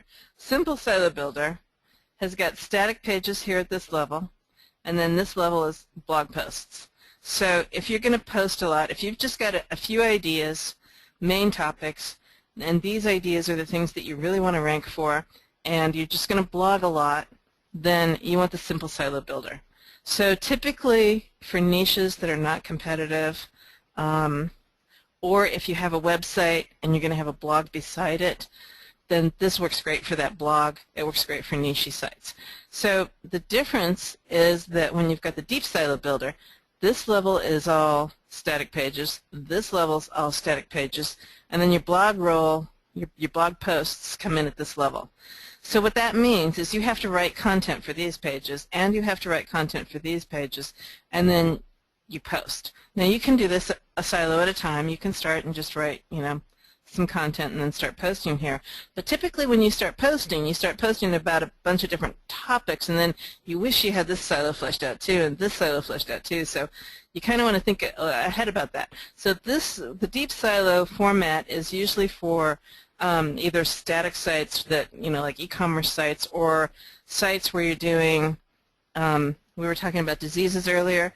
So if you're going to have like this page about the disease in particular, and then these pages that talk about the solution for the disease, and then you're going to blog regularly about all of these different kinds of solutions for the disease, then that works really great for that kind of a site. Now you can also set this up so that the whole thing is static and that you don't post on this site at all. That's the other way that you can use the deep, and we have a lot of people who use it that way. Maybe this is like category like clothing, and then this is like women's clothing, and then these are like blouses and dresses and stuff like that. So, or the whole site's about clothing, and this is about women's clothing, and this is about dresses, and then these are all the individual dresses. That would be more the way it would go, right? So, so then when you have a site like that, then you set up a blog on the side using the Simple Silo blog builder, where you've just got, you know, like clothing or women's clothing or whatever it is that you want as a category, and then you roll your posts underneath that. So it depends on what you want to do. Now, when he was talking about all of the concepts with the doggy travel site, like I think that you're probably going to have enough content that you're probably going to want to go with a structure like this. But what I do is I plan it out first, and you can sit down with paper and you can plan it out, or you can actually use the plugin itself. Let me just see this. Hang on a second. If I come over here to the back end, and you come in here. Now I've got the Simple Silo Builder set up right now, but it doesn't matter. It's going to be. So I can come in here, and when I create the pages, I can leave them in draft mode. And so I can create my whole silo site and have all of my themes in there and know where I'm going. And everything can be in draft mode. As you can see, this test page is in draft mode. And then as I want to go through and write content, then I can push it live. So obviously you want to push your silos live first and the next layer down, and then if you're in the deep, you push the post live last. Otherwise, the silo structure doesn't work right. It breaks. So that is what I would do. I would plan it out, and I have to say, you know, in the beginning phase, your eyes can be bigger than your stomach. So I cannot tell you how many times, particularly in the early days when we were working with silo structures, that it was like, oh, I want to, I don't know what we were trying to do, like dominate the world or something. I have no idea. So we'd plan the site, and we'd have all of these ideas, and we were going to incorporate all these ideas. We'd create this massive silo structure. And then you have to write content.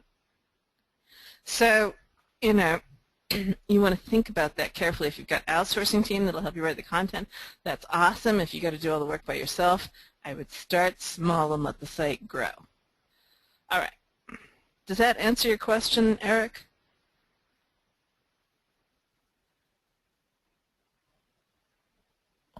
If Eric's on the call.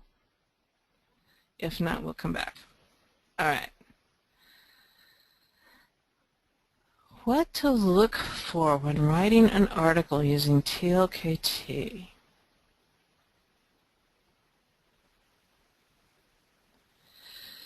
You know what I try to do, I'm not exactly 100% certain about what the question is that you're asking, but if you're asking like how to use TLKT to come up with the idea for writing an article, here's what I would do.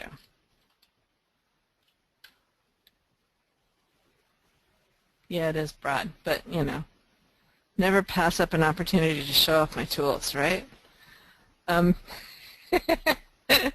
So let's just say, like, back pain. That's great. There's a lot of pain in the back pain market, right? So you can come in here and you can use a filter like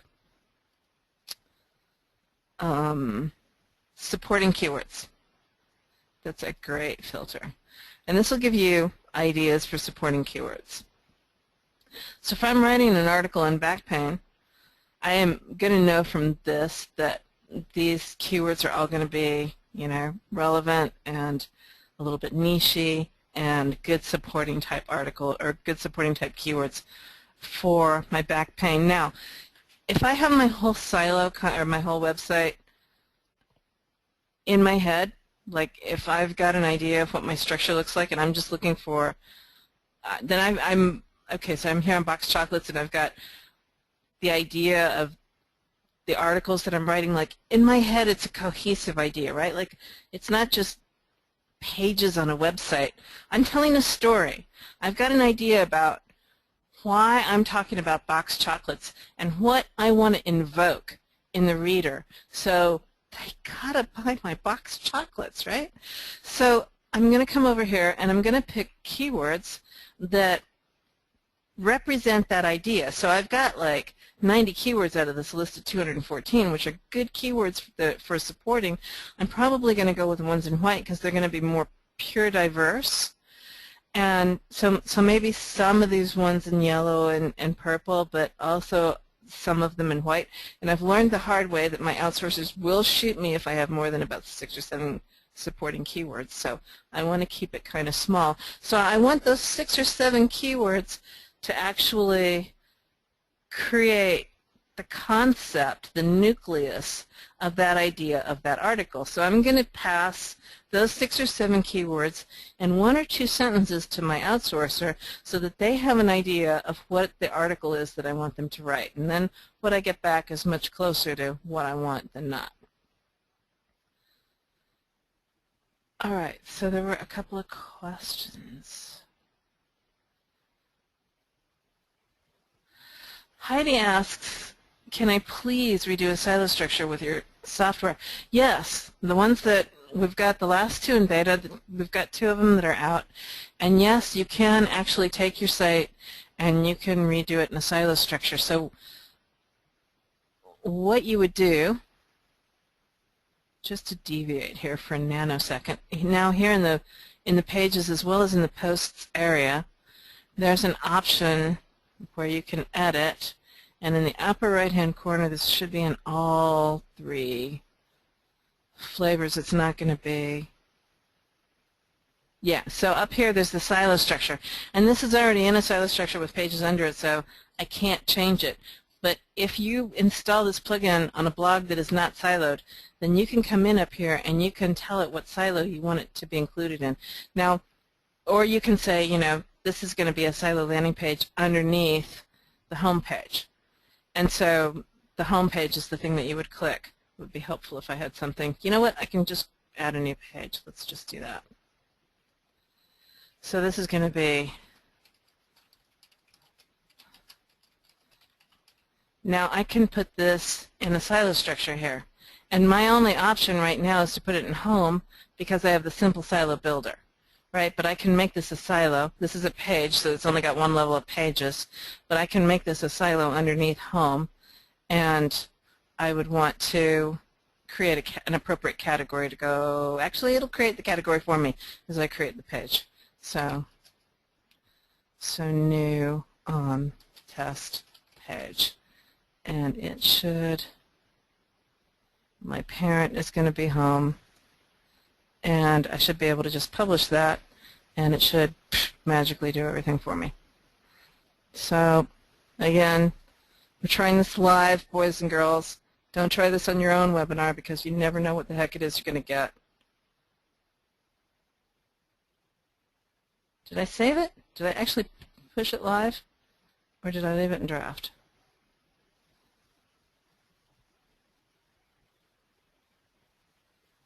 Test post 59 minutes ago. Oh, that's post. I was in pages. All pages. Home. Oh, that might have been it. I maybe didn't want to do that.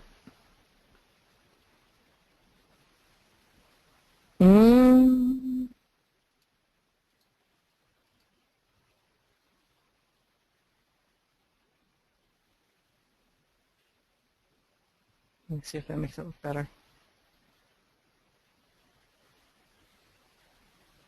Darn! All right, got to go back to the programmer on that. But that's the idea.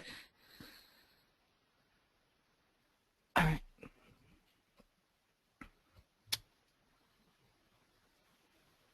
About the Tumblr method.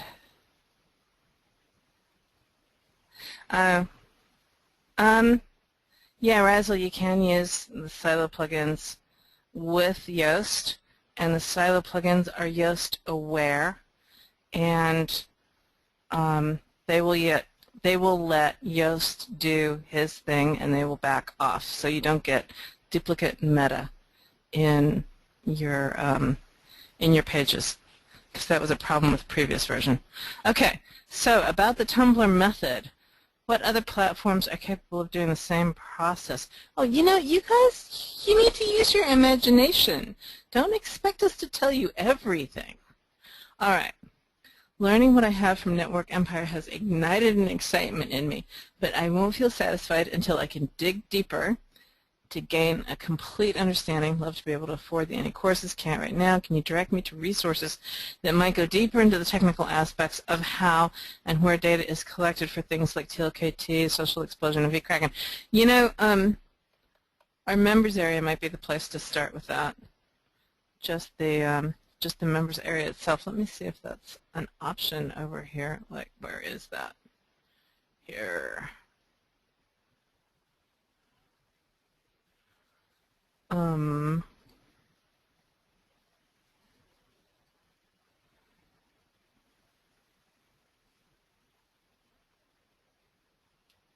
The $49 version, that's the members area, that's our basic training, and that might be a good place to start. You can see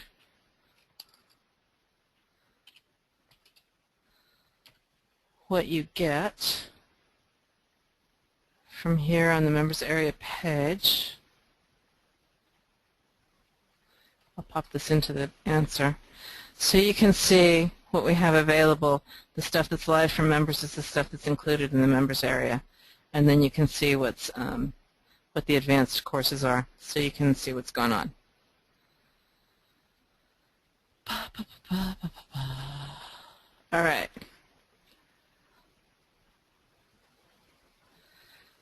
Just a suggestion. How about having David Mills put your question links near the top of the same page that we enroll in the webinars? That way your link for the questions at the same spot.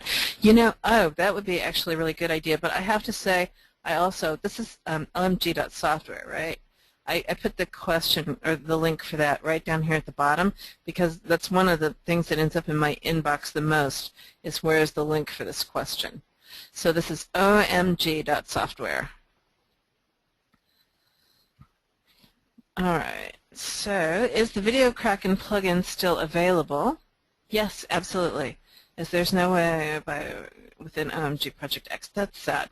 All right, so back here at omg.software, there's a vKraken option right here on this page. I could blow this up so you can see it a little bit better, maybe. So here underneath PBNs is the option to get vKraken. Oh, we have some questions. Hang on a second. Speaking of Yoast, I've had a problem of adding my titles, description, keyword, but then when I save or publish, the data will not save unless I also fill out the same in the any silo area. Jeff, which plugin are you using? And, you know, would you put that into the help desk? Because that should not be the case. So if that's like 3.0, are you using simple or deep or the video one? I would still say, Jeff, just stick it in, if you would please, just put it into the deep. Awesome. Oh, is that the, are you one of the beta testers? No. Fascinating. I'm not sure how you came by the, yeah, just stick it into the help desk and we'll take a look at it. I appreciate it. Put my name on it so that I look at it. Dude, you are so busted. All right. So I'm not going to use the whips right away. You're so busted, dude. Not supposed to have that.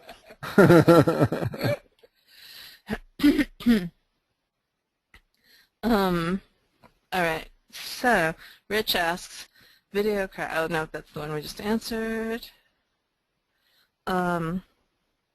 Lemuel, client has a Weebly site with a custom domain name. Use the RSS generator at rssgenerator.html. What's that? He said this one was already answered. Oh, great. Thank you. Yay.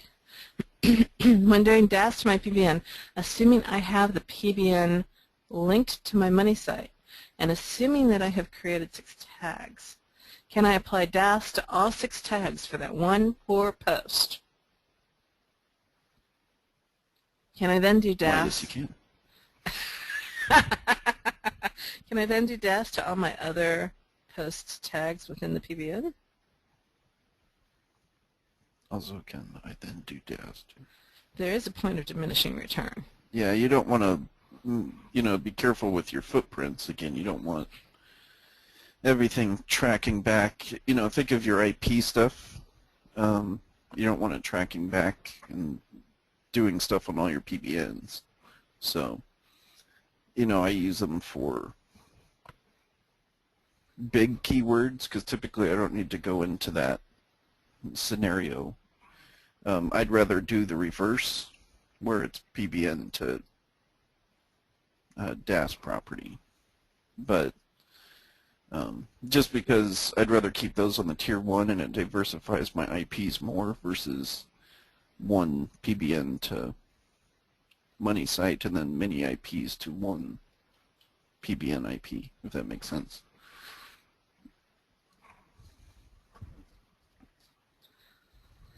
I'm going to drop the link to everybody for that omg.software because I know it seems like it should be harder than it really is. .software is a new TLD. All right. Oh, it's Ultimate. All right. Yes, that is a problem, Jeff, with Ultimate, that version. You need the new version. It'll be out in just a couple of days. I've got guys beta testing it, and as soon as they give me a green flag, we'll have that out. And I'll post it. When we have it, I'll make sure that it's posted over here in the omg.software area. All right. Is there a way to see all of Social Explosion's posts other than the reporting? I have a plugin on a bunch of sites, but when I check the reports, there's 0 scheduled and 0 posted. That's not cool. Some sites that I post on are not even showing up in the reports. I have plenty of credits. So Ira, put in a help desk ticket, please. Make sure that you include the admin username and password to a couple of the sites that aren't working, or one that's got 0 and 0 and one that's not showing up at all, so we can track back and figure out what's going on. All right, so Stephen, will you please draw a chart? Ooh, Jimmy, you're going to use your red arrow again. It's showing the progression of how you would rank an Amazon listing. Oh, did we do Amazon ranking in this course? No. Ranking an Amazon page is not that much different from ranking anything else. Will you please explain the difference between no follow and do follow and give examples of each? That's exactly right, Heidi. Would you please explain the difference between no follow and do follow and give examples of each and when you would use? Do you want to take that one? Jimmy, my phone is ringing and I need to turn it off and tell them to go away. Yeah, let me find some examples.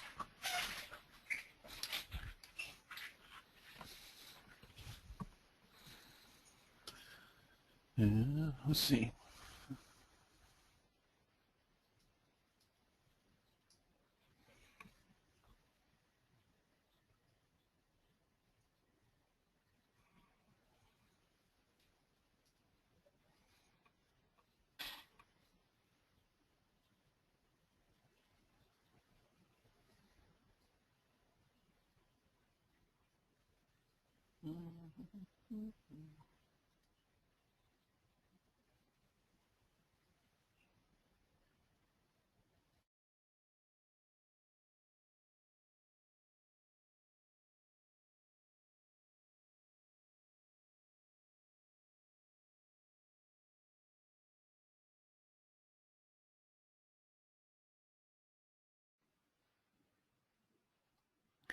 Well, that was about $5,000 worth of radio silence.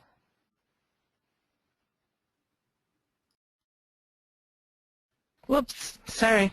$10,000. Was I supposed to sing a song? $15,000 No, I'm back. worth of radio silence. Wait. No, I'm here. Wait. $20,000 worth of radio silence. All right. So I'm trying to build a silo for a local attorney client in a very small niche. But there's very little work on creating supporting pages for the main silo page. In this case, are 2 supporting pages better than nothing?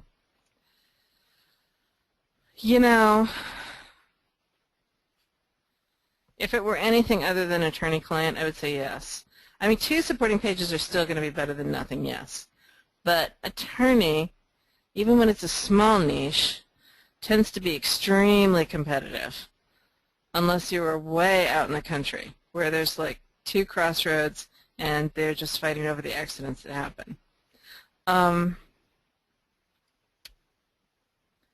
So I would say look at the domain authority and the page authority on your top competing pages for the keywords that you're after, and that will give you an idea of the work that you need to do based off of what I've said earlier in this webinar. I trust Jimmy's off looking for something and he will be back in a moment. Yeah, I'm looking for some examples. Okay, good. So Paul asks another question. How often does a local niche website need to publish content in order to maintain a heartbeat? The majority of people that I talk to have never really published content at all for their business, and they don't know where to start. Well, okay, so there are heartbeats and then there are heartbeats, right? So my favorite little coffee shop downtown, which has a yoga studio in the back, and they do weddings on the weekends.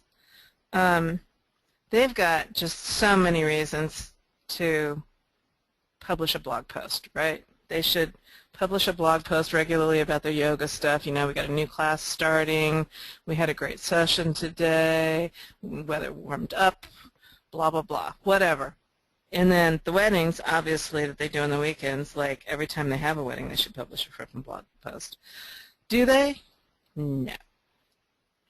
They're lucky if they get 2 blog posts out a month because they're just too busy running their store. So I can appreciate that. But the thing that I see that happens a lot is people will go and post stuff on Facebook and not post on their blog. And that is, you know, like if you're legitimately too busy to be able to do anything, it's just not a habit.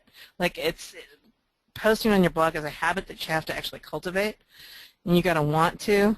And the reason that you want to is because it drives traffic. But I can appreciate that, particularly with some clients. I had a client that was a Bikram yoga studio, and they didn't have a lot of different things to blog about. And I had another client that was a dumpster client, and like how many times can you post something about dumpsters? So you either get creative and you think outside the box and you just start talking about things that are tangent, like, you know, construction projects that you might need a dumpster for, that kind of thing, or you just blog a couple times a month. So a couple times a month will give you a heartbeat, right? The thing that's not a heartbeat is when you got that straight line, right? Like when you're looking at the little cardiograph thingy. And depending on what your competitors are doing, excuse me just a second. Depending on what your competitors are doing, that'll give you an idea for what you might want to think about doing, or give you ideas about what you might do. But, you know, just like as a basic rule of thumb, at least a couple times a month. I try to encourage a couple times a week, because if you want regular readers, they're going to be looking for you regularly. They just stop. People stop looking for you. Like they're in a habit to look for you as much as you need to be in a habit of looking for the blog, of writing for your blog. So I have a hairdresser who could certainly be posting a couple of times really easily a week, and yet, you know, if he posts once a quarter, he's doing really well. Once a quarter is not a heartbeat. You're not going to get followers. Your blog looks really pretty dead when you don't have followers, you don't have traffic, and then Google goes, well, why should I index you for anything? So, all right, soapbox off. Okay, so I got a couple of examples here. Excellent. You want to grab the screen? Sure. I also have to jump off here to go get my cat had those kittens today, and I have to go get her. I understand. Okay. What? Kitten? She had to have a C-section. Okay, everybody, all at once. Ready? Give me a number 1 for your aww. Aww. So, hopefully you can see my screen. Mike Hayden. I'm not going to repeat what Mike Hayden said. Well, we're almost only a few questions left anyway, but okay. So like this is a yellow pages. So and this is just the Moz quick links bar that I'm using that we show you how to do in the videos. You can just go and download it. So if you change this over to pink, you're going to see that this is a no-fault link. So this is linking off to the money site. So this would be an example. It's not going to pass. Basically, what Google uses the no-fault for is say, hey, I'm linking to them because I think they're important, but I don't want to be penalized in any way for linking to them, and vice versa. The person receiving the link doesn't have to worry about anything that this site might be doing because it's no-fault, right? It's not. That's basically what they use it for. So the other one that I found, like this is just setting up on there, but if you look at this one, so if I go to green, now green shows a default link, so we could pretend that this would be like a PBN, for instance, And there's some citations, you know, like you'd use this for your 7-pack listing in Google, and you know that you're getting a no-follow link from that, and then vice versa. Let's say this is PBN you did, this is a do-follow link. Now, there's not much difference in the code for what you're looking for. You know, a no-follow link just basically puts a no-follow. You'll see a no-follow in the code here, right? Oops. So you'll see a no-follow here. I guess I could show. I'll go get that one too. You can see this rel no-follow right here. That's the difference between the two. So with this one, you know, you could blast the heck out of this and it's not going to hurt your money site because it's a no-follow link. Now, if it's do-follow link, you want to be a little more careful because this can pass bad mojo to your money site. So that's kind of the difference in when you would use what. Like I would rather send DAS to this, where this one might just be a Fiverr gig somewhere, because this isn't going to hurt me in any way because it's a no-follow. Now, one thing you want to be careful of is just because it's no-follow right now doesn't mean it's not going to be no-follow in the future. So they could easily turn that on at some point or whatever. You know, I know BBB was a do-follow link and now it's a no-follow link, so typically they change them to no-follow versus the other way around, but still just something to kind of pay attention to. So you can be a little more scandalous with your backlink tactics on no-follows, and you want to be safer when you have do-follow situations. So is that Did you say scandalous? Yes. Shady? Wow. All right. So give me a 1 if you guys understood all that, and a 2 if it was fuzzy. Wait, let me use a different word than fuzzy because... And Spencer's asking, is like, can Money Robot link to Facebook? Is it fine? And I would say it's just the same kind of thing. Like, you know, I don't know what type of campaign you set up in Money Robot. Like another 2.0s and stuff, but really you can get into trouble if you do too many, right? Like we've talked about. So on your Facebook, you just want to see how, like if this is my Facebook page, I just want to see if that was a post, a share, whatever that you did. Just go and check out the link and see if it's follow or no follow. If it's no follow, then you can go ahead and fire up whatever to it. But you know, you want to be conservative when you're getting into your do-follow areas. And that goes with any property that links over to your money site. Excellent. All right. I got one more question for you before you got to go get your cat. Okay. Adrian's got 4 backlinks to his money site that he's not sure about. Can you see my screen? Let me grab that back. Hang on.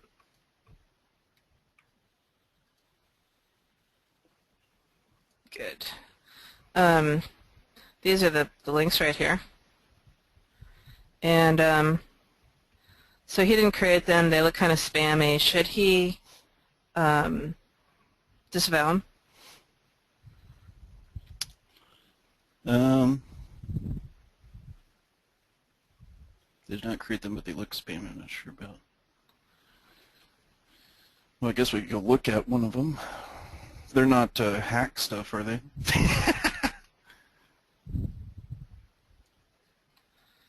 Yeah, if I get a virus out of this, I'll blacklist all of you.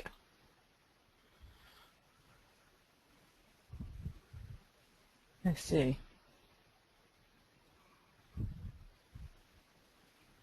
These are all do follow. Yeah, I'd probably disavow those. This really isn't going to benefit you any. Like, I think they would be better off changing. You see how all these are green? Like, for one, there's not going to be any value getting a link from this site. So, I mean, really anything that has like more than 100 outbound links is pretty shady anyway. Like, Google's going to be suspicious of it in the first place. And what is this, 944,000 going on here? categorized by number?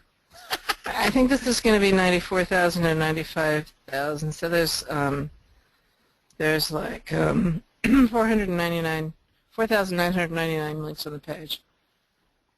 So, yeah, stuff like that. Like, if you come across this and you see it's like no follow, like say these came up pink, like you don't even have to worry about disavowing it or anything because no follows are not going to hurt. They're not going to hurt your site. So, it's only the do follow links that you have to be concerned with because, you know, the other thing, you know, somebody would, you know, there's a question about, well, what about the anchor going to it? You know, like on the yellow pages, for instance. Like the anchor here is visit website, so it's generic, right? But you would still, link juice is link juice. If it's bad link juice going to this page, and this is a do follow, it still opens up your money site to penalization. If it's no follow, you don't have to worry about it, regardless of anchor. So that's just something to keep in mind. You know, Yeah. just think of that. Good. I got to come back to 31. Is that good on that one?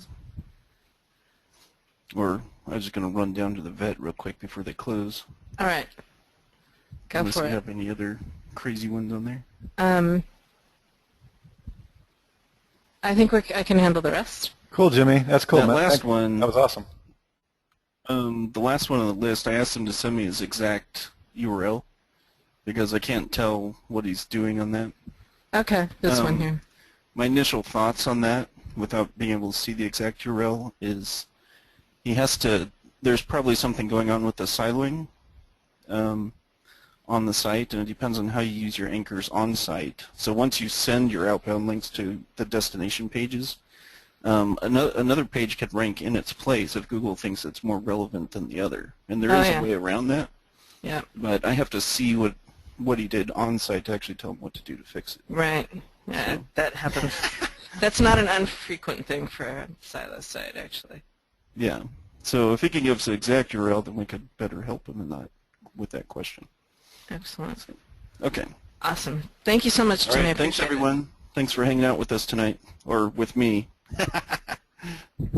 The party will continue. Next week. All right.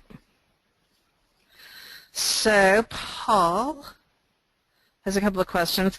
If vKraken set up on a money site subdomain, is there any reason not to put that subdomain into an RSS feed and combine it with material from other sources that's thematically related but not under my control, the objective being to keep the business name and/or product service out there?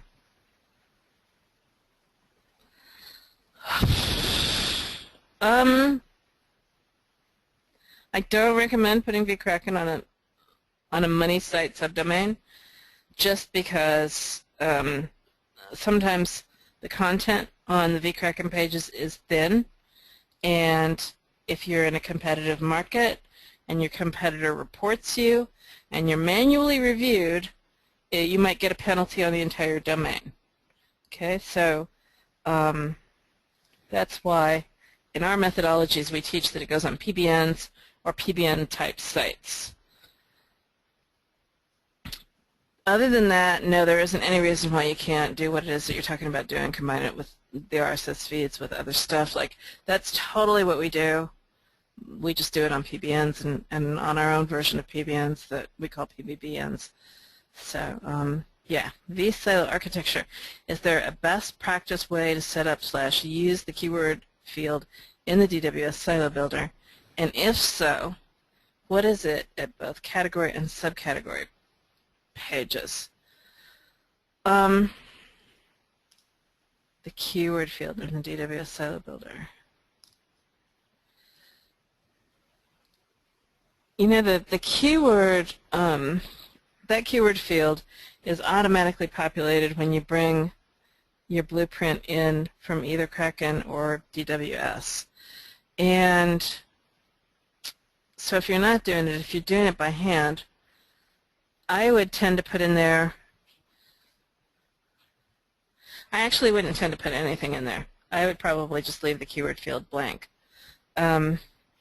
just because before, a couple of years ago, when we created that plugin, the keyword field added extra SEO oomph to your on-page factors, and now it tends to not do so. In fact, it can lead you into an over-optimization penalty pretty darn quickly. So I would, yeah, leave it blank.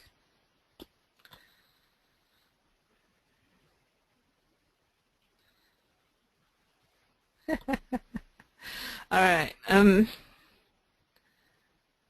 Plumbing. All right.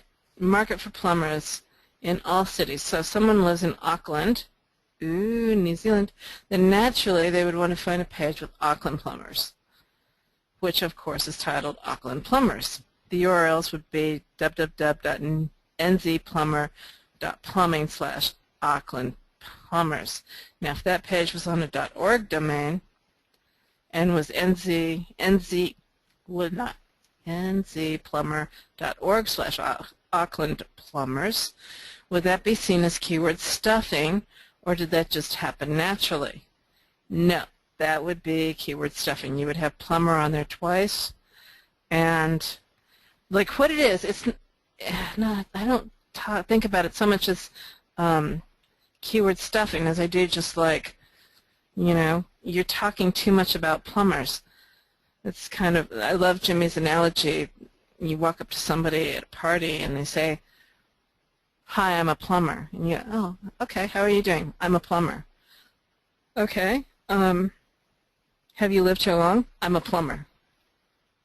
So that kind of over-optimization is just sort of pushes Google's buttons, and they think that, you know, you're trying too hard, and they just turn around and walk away from you. So, excellent. So that's what I would do. I would actually be tempted, like if you're going to put plumbers here, then just say Auckland here. Just take the plumbers out of this part. And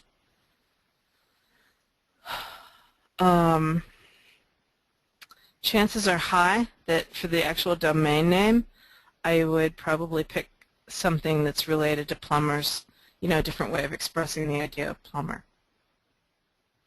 Russell is being suspiciously quiet, isn't he? I think he's just muted. I'm not muted. For the social explosion and one-feed supercharger, if all my websites use pages instead of posts, can that still work? Well, you would have to get all of your pages into a feed. And one-feed supercharger doesn't do that automatically. You have to go outside the box for that. And I think somewhere we talked about a service that will allow you to put your pages into a feed, but OneFeedSupercharger.com, video number 3 and 4. Excellent. All right, I'll leave it at that.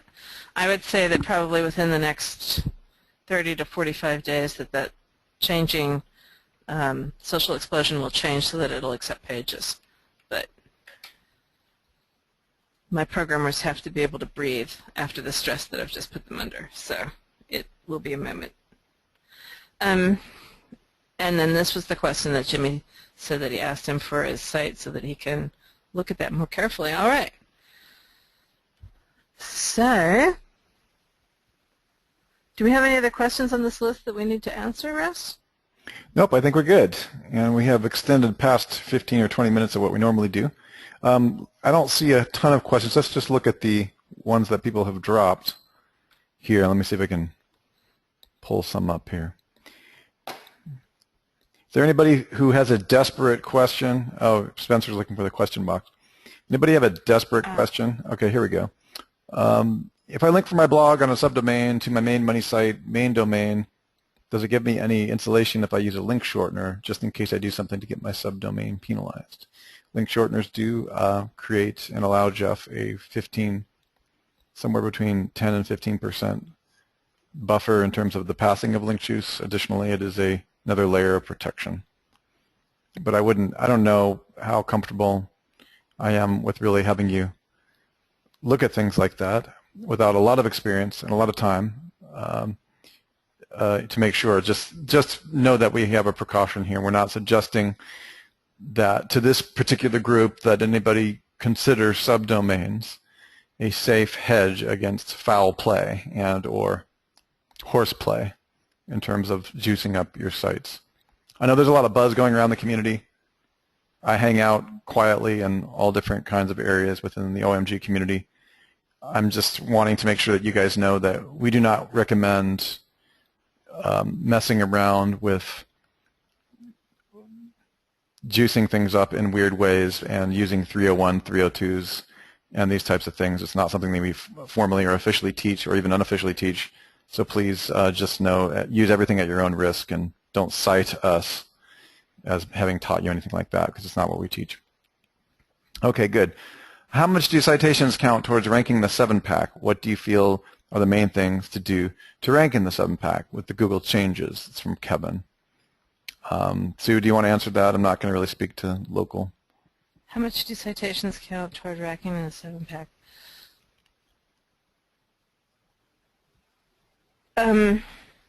A lot.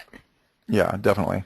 It needs to all match up. What Jimmy was talking about earlier, the phone number and the address and the name of the business, commonly referred to as NAD, that all needs to match across all of your citations and your Google page.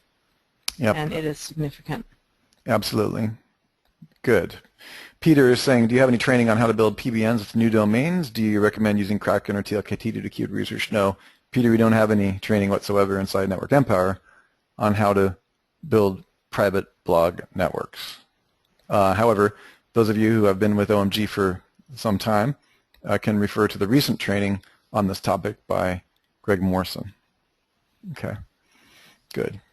Is there any way to at all to rank for, unverified listing in 7-pack, and can unverified Google My Business help with rankings?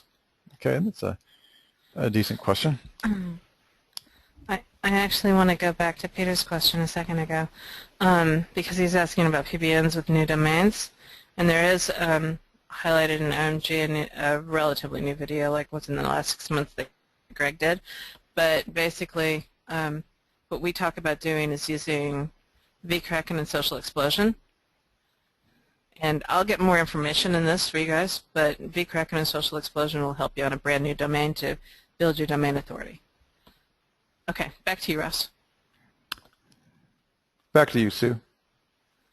I'm not sure where you were. I'm not sure where you were. I just went back to Peter's question a second ago that you answered, and you said we didn't really teach anything. Okay, should I pick up some more questions? Yeah. Okay. I'm thinking of doing a DAS cluster for my city SEO website. It is currently on the 3rd page organically, and the A spot of the 7-pack, excuse me, with just citations and my business. However, this doesn't have a silo structure. I have inner pages for web design, local SEO, reputation management, social media, management, and video marketing. Would you recommend in a domain authority stacking cluster to build links to the home page or inner pages or a mixture of both? Wow. I suggest that you you want to do a mixture of both. Yeah, that'll be a mixture of both in this particular case, the way you have the site structure. Okay, hopefully that's helpful to them. Okay, let's answer 2 more, and we're going to have to bring this to an end. We're well over 2 hours at this point. Let me just go ahead and see if we can give a couple. Anybody desperate, have a desperate question? I'm going backwards in this. If I link from my blog on a subdomain to my main money site or the main domain, does it give me any insulation? Oh, okay, I'm sorry. Jeff, that was already yours. I answered it. Sorry about that. Here's another one. Hello, guys. This is kind of desperate. Hello, guys. Thanks for everything. I have a question, please. I was targeting my best SEO company in my city with a page which had 2 silo subpages. www.domain.com/best SEO company in city /main page targeted. Wow, this is really a long entry. Actually, you know what? This is the same one that I have up on the screen, Russ. This is the one that Jimmy asked him Well, holy crap. Yeah. Okay, so ignore me, everyone. And that means that I'm getting deliriously tired and I need to end this call. So this is 9:22. Yeah, we've been on 2 hours and 22 minutes. I don't really see anything other than that. Oh, here you go. How long does it take DAS to kick in? Could you please answer? I'm thinking of doing 5 clusters. Justin, that's a question that's just way too ambiguous for us to be able to help you with. Look at the variables, guys. We get this question a lot. How long does it take DAS to kick in? How long does it take to rank for something? How long does it? So Sue joked around the other day. That's kind of like asking, is this person right for me to marry? You really need to look at these questions carefully. What is the number? What is the total search market value? What is the amount of competition? What is the domain authority of the top 7 sites on the site? What are the page authority of the top 5 to 7 on the site? What is the Google qualified least imperfect score, which is a private method of mine? What is the factor that you're looking at? In other words, is it local? Is it national? These are the things that you have to ask to determine whether or not power and or trust will help you in your specific case. So it's a great question, Justin. Yeah. I just want to make sure that you're aware that there are variables in which you really need to know. 5 clusters is a lot for a medium to low competition site. I would build one and let it sit for it takes time to actually build, right? When you build a DAS cluster, you start and you build a page, 2 pages, 3 pages, and then you come back a couple of weeks later and you add some more stuff, and you come back a couple of weeks later and you add some more stuff. So building any one cluster is going to take probably about 6 weeks to build, and then it's going to take another, I don't know, maybe 4 weeks for everything to get crawled and indexed and domain authority to count and everything to get recalculated. Yeah. So you're talking like at least a couple months, maybe 2.5 months on a cluster. And if you've got a small to medium competitive site, I would build a cluster and I would let it sit for a good 30 days and see what the rankings do. And then if you're not happy with them, build another. I can't imagine you're needing more than a couple of them. Okay. Sue, when will the Rankazon Amazon software thingy, doohickey, whatchamacallit, be released? Shortly. Okay. It's official. It will be released precisely shortly. Yep. As soon as my programmers tell me that it's ready. Okay. Which all right, they've been telling me, but, programmers, what can I say? Yeah. Guys, I want to thank you. It has been amazing. We're on about 2.5 hours now for this session. We'll be back next Tuesday. Looks like we have most of it. I'm really blown away by how many of you stay in this call throughout. You're just demonstrating immense discipline. Either that or I'm just incredibly entertaining, or more likely Sue is unbelievably entertaining, and we're just like, you just can't bear the thought of tearing away from us. That's probably more like it. It's the whips. Yeah, it's the whips. It's the effort, justification. So here's the thing, is it's a huge number of you still on this call. I want to thank you, and we are going to be here next Tuesday as well. I believe, Sue, are we? We have the live Network Empire certification event with dozens of students around the world showing up here in Phoenix, Arizona. So we need to be careful. Are we here next Tuesday? We take the next 2 weeks off. Oh. And we will be back on the 21st. Gotcha. And it will be a Russell and Sue show, and Jimmy will be back on the 28th. Okay, good. So that's what's going on. We are going to take a couple. I have people are saying groan. George says groan. 2 weeks. The notice on the site says you have 2 weeks off the 20th. Yeah, sorry, Carrie. We really have to do it. It's a little bit much for us. This is definitely the biggest crunch time of the year because we are literally there day in and day out. It would be as if you guys were with us in the physical presence for 7 days straight with Sue's whips out on the table for 19 hours a day. Yeah, and the occasional beer just to make the whips feel a little easier. So, the bottom line is that we have students flying in from literally darn near every major continent in the world. And with that, it's a week event that we only have generally once a year, sometimes twice a year. And so we just we're just letting you know what's going on, that we have to stay pretty focused on that. So we're going to go ahead and take a reprieve for a couple of weeks. Now, when that comes back, we're going to revitalize. We'll have a lot of insight, a lot of vitality. By that time, we'll go through the questions. I'm thinking the first time that we're back, we'll hit the questions really, really hard. Have an extended Tuesday. And I can't really, is the Tuesday that we're coming back on the 21st, is that going to be in the evening event, or is that going to be after? I don't remember. Okay. I think we probably should pick it up. Actually, we'll let you guys know. It's scheduled already. It's on the already. list. Okay. Yeah. Now, we'll put an email out there and let you know what's going on. But we'll be thinking about each and every one of you. And of course, we're not disappearing off the face of the earth. We're still we're manning the Fanatical support desk. Sue is pushing really, really hard to get the programmers are working on multiple plugins and software programs, and of course the big ones, Amazon. You're going to be hearing more about that from Cotton and Mike Long and everybody else in the OMG community. And with that, we look just really forward to seeing you here in a couple of weeks. Sue, do you have anything to add in closing? Nope, that's it. That's everything. Thank you so much, guys. We'll see you shortly. Excellent. We will see you on the flip side after our certification event, and we're looking forward to talking to you about the upcoming software programs. Have any questions, please do see the Director's Cut.